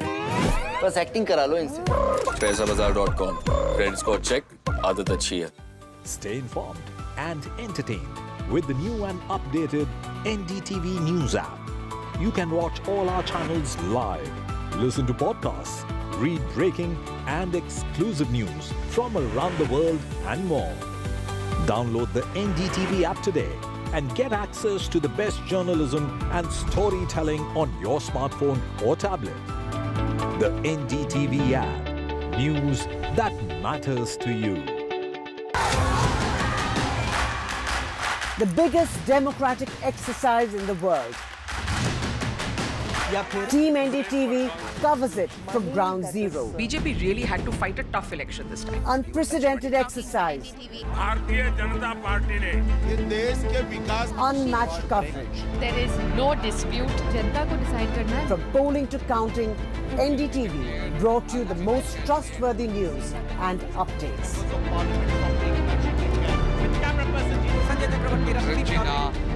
Elections mean NDTV.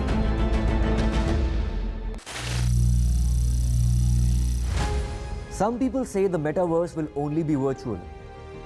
One day this lecture hall will be made of code, and driverless cars would be trapped in intersections. But even in this maze of the future, you can't wish away health. It's time to become more resilient.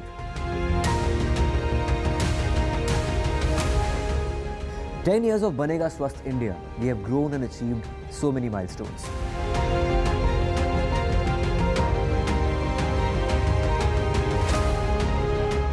And now I have a plan to beat the urgency, to stop breathing with difficulty, to relieve getting choked with inactivity.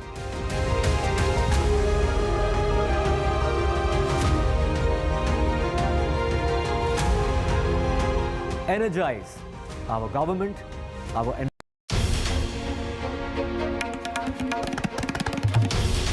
This is NDTV, and you're watching NDTV 24/7. Hello, Moto.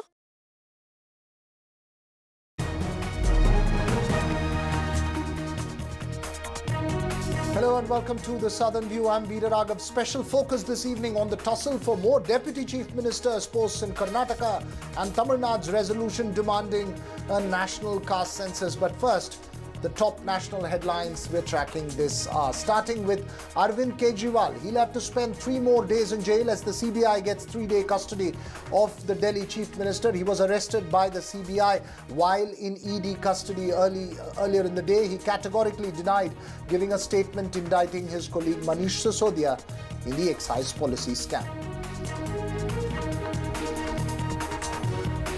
The big showdown in Parliament is over emergency after the Speaker Om Birla is elected. Opposition protests and says the Speaker condemning the emergency is unfortunate and divisive, even as the BJP, led by the Prime Minister, lauded the Speaker for highlighting excesses.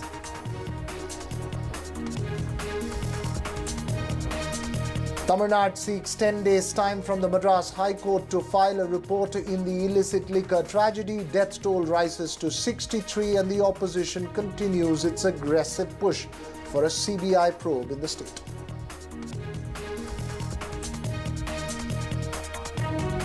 Prajwal Revanna's troubles continue as he remains in CID custody. His bail plea is rejected by a special court in Bengaluru.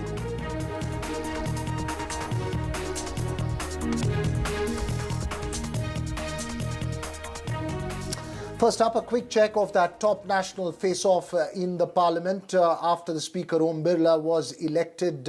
The Speaker began his new term by condemning the declaration of emergency in 1975 and called for a 2-minute silence. This led to sharp protests by the opposition, which has consistently accused the government of using the 50-year-old emergency to divert attention from present-day issues such as the NEET controversy and violence in Manipur. BJP MPs later protested on the steps of the parliament, and the Prime Minister posted a message lauding the Speaker for condemning the emergency and highlighting the excesses during that time.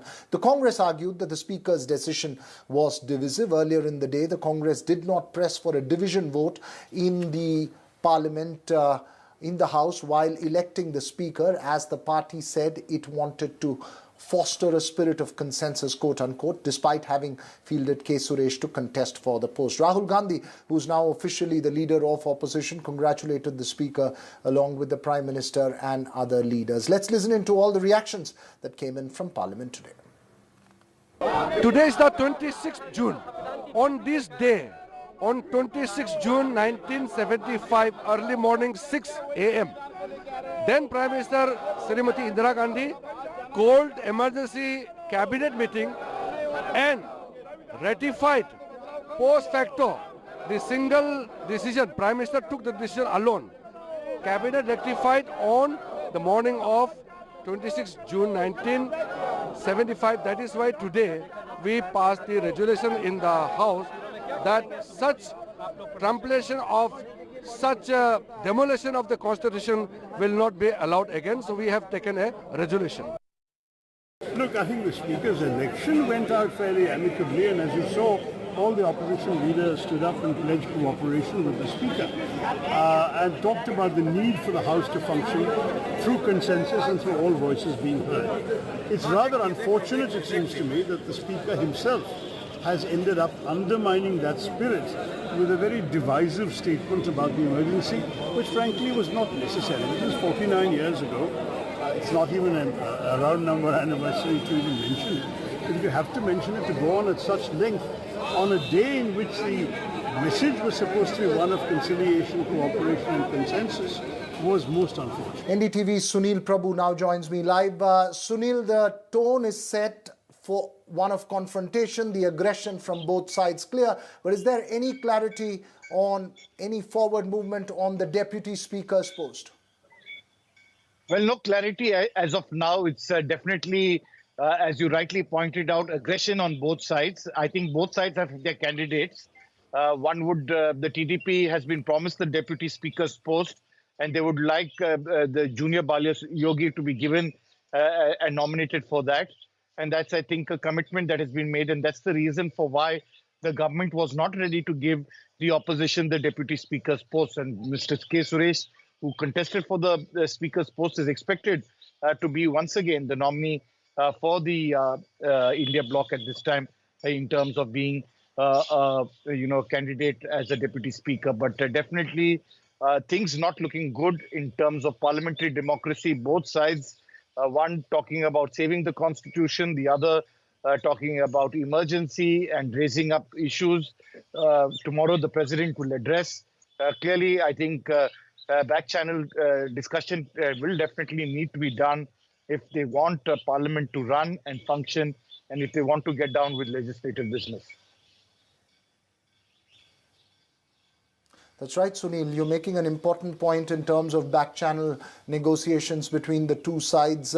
Thanks very much for that update. Of course, Sunil will be keeping a close watch of all that's happening there. Meanwhile, a quick update on that enormous illicit liquor tragedy in Tamil Nadu. 63 people in all have lost their lives and 76 are still in hospital. Meanwhile, the AIDMK and the BJP have been on an offensive in the State Assembly and are demanding a CBI probe. The Madras High Court, which is hearing a petition by an AIDMK functionary asking for the case to be transferred to the CBI, and in the court, the Tamil Nadu government has sought 10 days' time to file a report. NDTV Sam Daniel now joins us live. Sam, clearly the opposition parties, which include the AIDMK, the principal opposition party, and the BJP on an offensive in the state, but the bigger question will be about how things play out at the Madras High Court.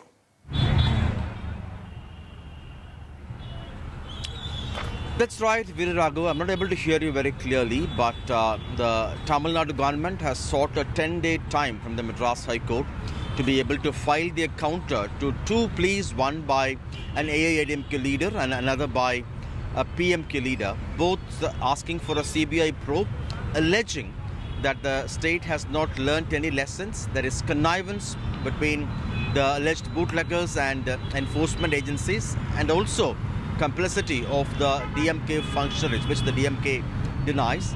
And last week, the Madras High Court had made some sharp observations, asking the state government whether any lessons were learnt and what kind of measures were put in place to stop the movement of illegal methanol, which has turned killer this time. And last time, 22 people had died. And state government sources say since the petition by the PMK has raised several other points, they need time to file their counter. And the AIADMK also was on an offensive on the floor of the Tamil Nadu Assembly, asking the Chief Minister to resign. And there again, the Speaker had suspended them for the whole session, as they did not want to wait till the 0 hour was over. And MK Stalin once again said that the state has done whatever is possible in the interest of the public, whereas the AIADMK, he calls, is only seeking cheap publicity. But the larger question, 63 people have died. Will families get justice? And all those who are responsible, despite the action taken by the government in terms of suspensions and transfers, will they be held accountable?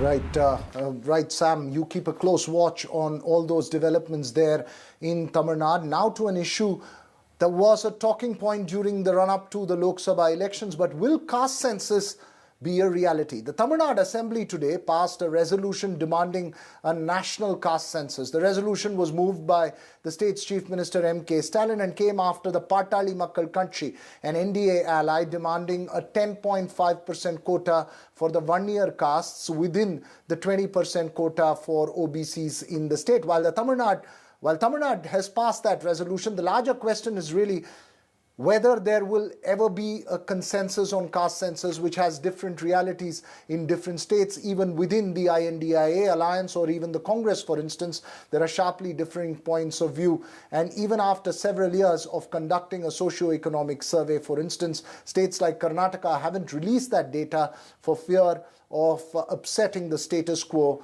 and a political backlash. So is the demand for a caste census just pure political talk with no reality inside? Joining us this evening, senior journalist Smita Gupta, political analyst Manisha Priyam, and Professor Chandan Gowda. Smita, my first question to you. One has often heard political demands for a caste census that's been made, but it seems like something of a distant reality, given that it could be treacherous politically to upset the status quo for several political forces. You're right, Veera Raghav. It would be treacherous for many political parties. But the fact is that I think what has really changed is that the Congress party, which is today, which has been the largest opposition party and now has increased its numbers, greatly, is in favor of a caste census. Earlier, the only parties that used to push for a caste census were the so-called Mandal parties, and of course the parties in the southern half of the country. But now with the Congress also joining this, I think the pressure will be that much greater.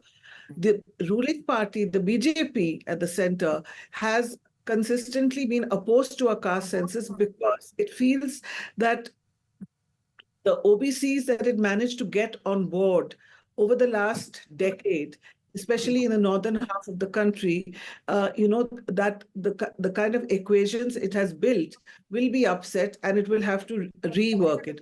Because clearly, of course, we can see, take the example of Bihar, which has released this data and which has announced that 63% of the people there are OBCs. And of course, the numbers of different OBC communities have also changed. So, while the reason for having a caste census is, of course, a noble one that suggests that if you have a proper caste census, then you can target, whatever goods the state, allocates for people can be targeted in a better way, in a fairer way. But I think getting to that last point will be very difficult. In a more statistically backed way in terms of demands for internal reservation within quota within quota can be dealt with on the basis of data if there was a caste census. But Chandan Gowda, even for states like Karnataka, which have conducted socio-economic survey, it's become very difficult to release that data because it could upset the status quo. For a party like the DMK, which has Tamil Nadu being the only state with 69% reservation as well, it is an issue to upset the status quo of the internal allocations between the OBC or the MBC castes in that state, which is why it's been put on the center rather than the state itself taking up a socio-economic survey. Is that the reality? There are two quick responses.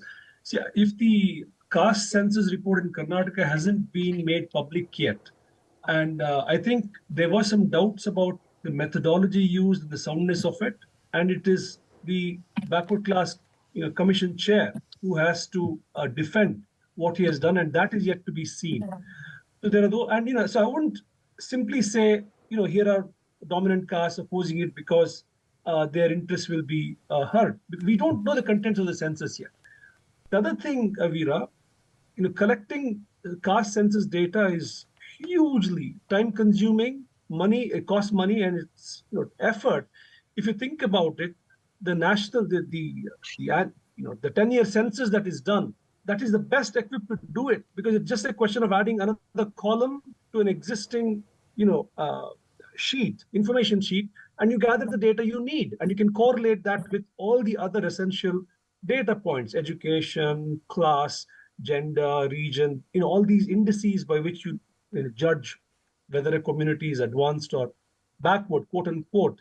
So the Tamil Nadu's demand that it be done by the center should not be seen as only, it's something that they would themselves like not to do, but shifting it to somebody else. I don't think that's the rationale. It's really in everyone's interest to do it along with the regular census, which anyway is going to be done sometime soon, I hope.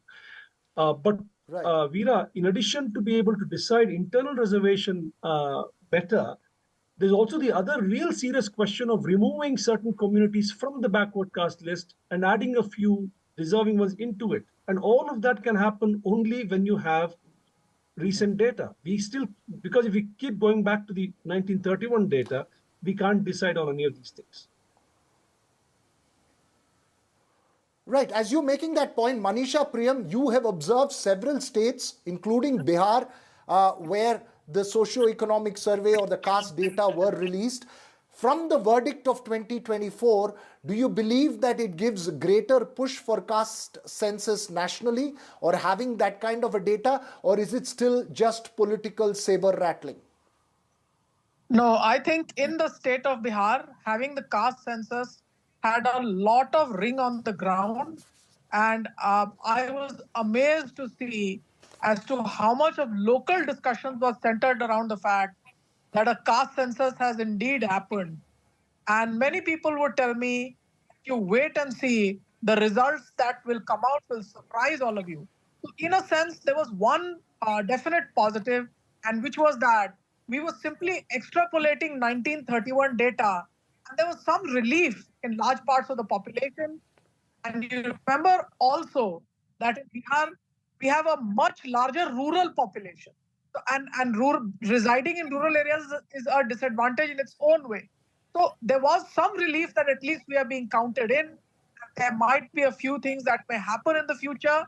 And that had a ring and resonance on the ground to the extent that in the run-up to the elections, I saw OBC caste, even MLAs of the BJP, equivalent to what's called the Vaniyar caste, the Vaniyars on this side, they had gathered in a meeting and they said, look, we want to follow the trail of the caste census. Many of the groups, Bihar has a very low population of scheduled tribes, but there are groups now that live on the Bihar-Nepal border, and I could see their aspirations rising and saying that we now want to be listed as a scheduled tribe.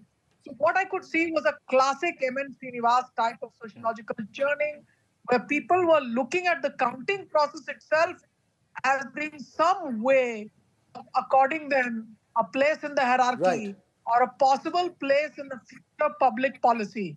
Having said that, I do agree with Chandan that having specific caste census does not help with anything. It's the normal census that should be held soon, and these should be this data should be collected along with the normal census data. The second and more tricky point is how do you determine social and economic backwardness? You need to pull out some groups. Those questions remain important still. There are very technical questions, as you point out. Remember, often the caste census or caste issue is picked up for political reasons as well in terms of the power struggle. Stay with us, Smita Gupta, Manisha Priyam and Chandan Gowda, because we're now shifting focus to the power tussle in Karnataka. The demand for creating more deputy CM posts in the state has reached the Congress High Command.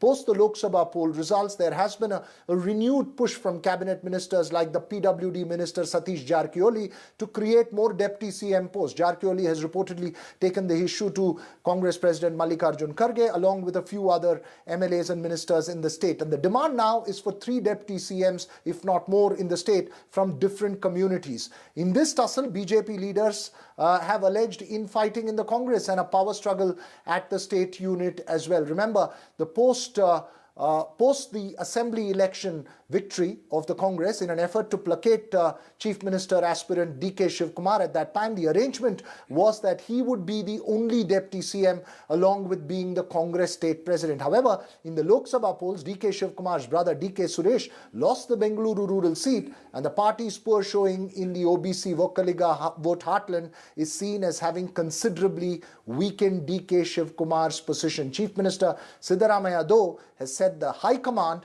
will take the final decision on this issue.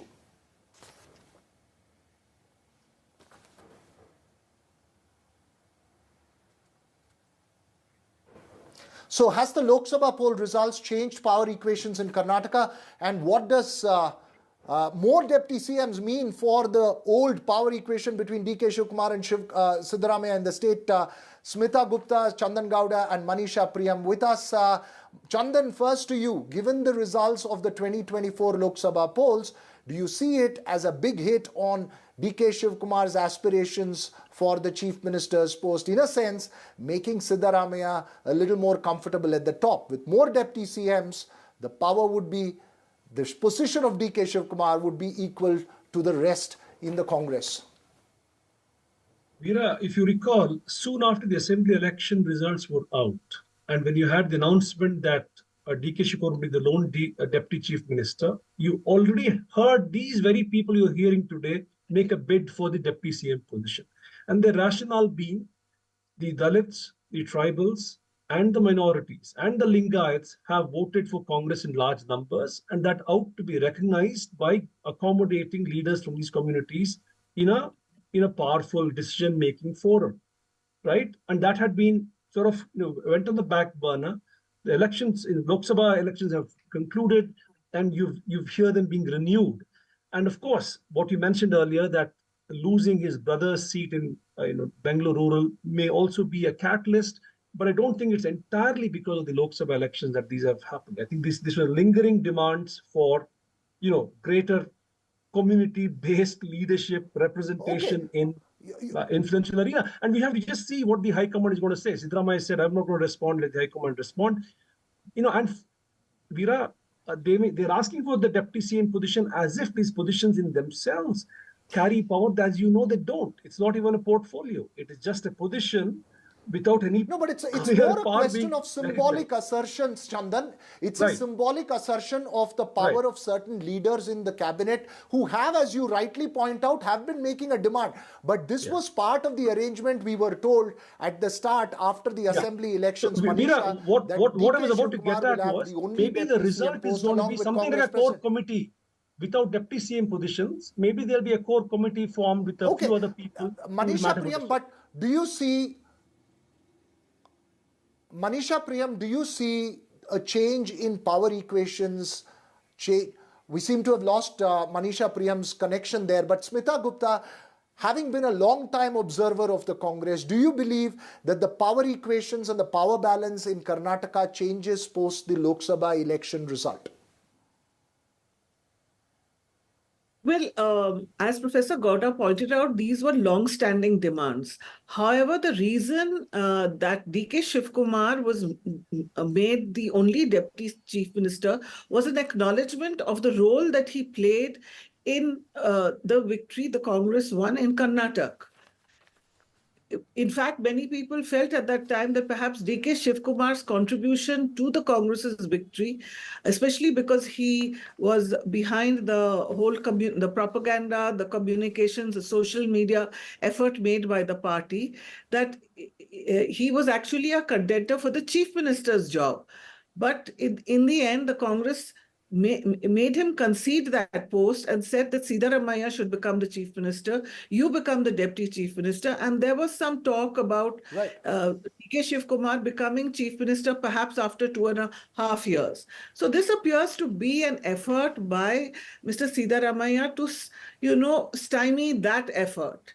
And I agree that Lok Sabha results are probably being used as an excuse. The defeat of Mr.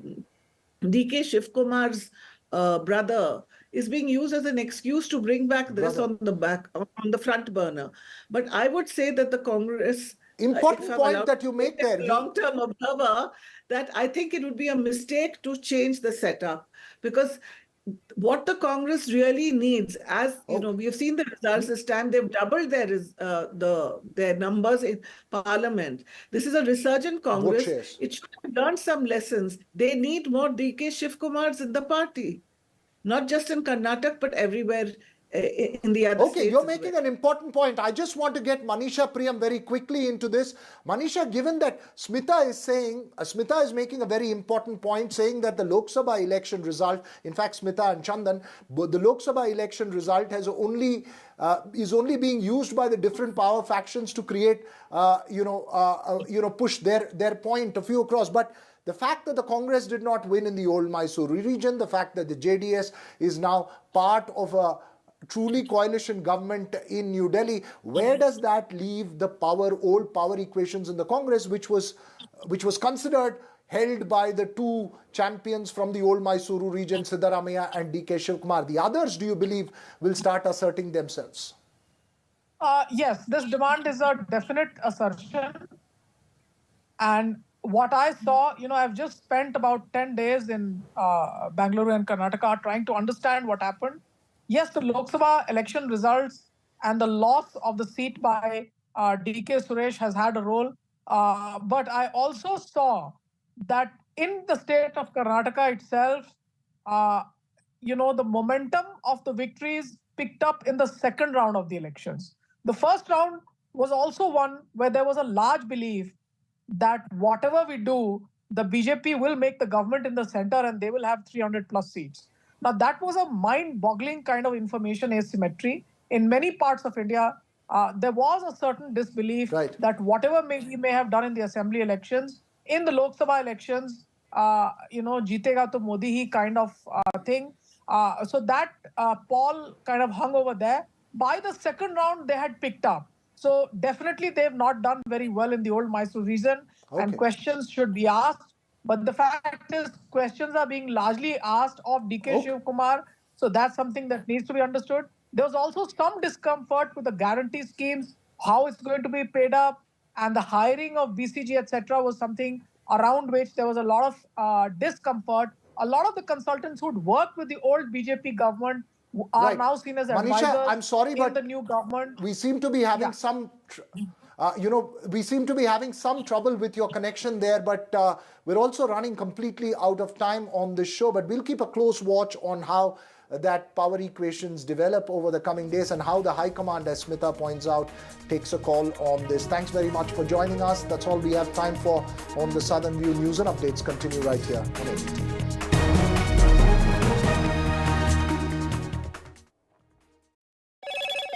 Hello, Moto. Motorola, India's best 5G smartphone brand.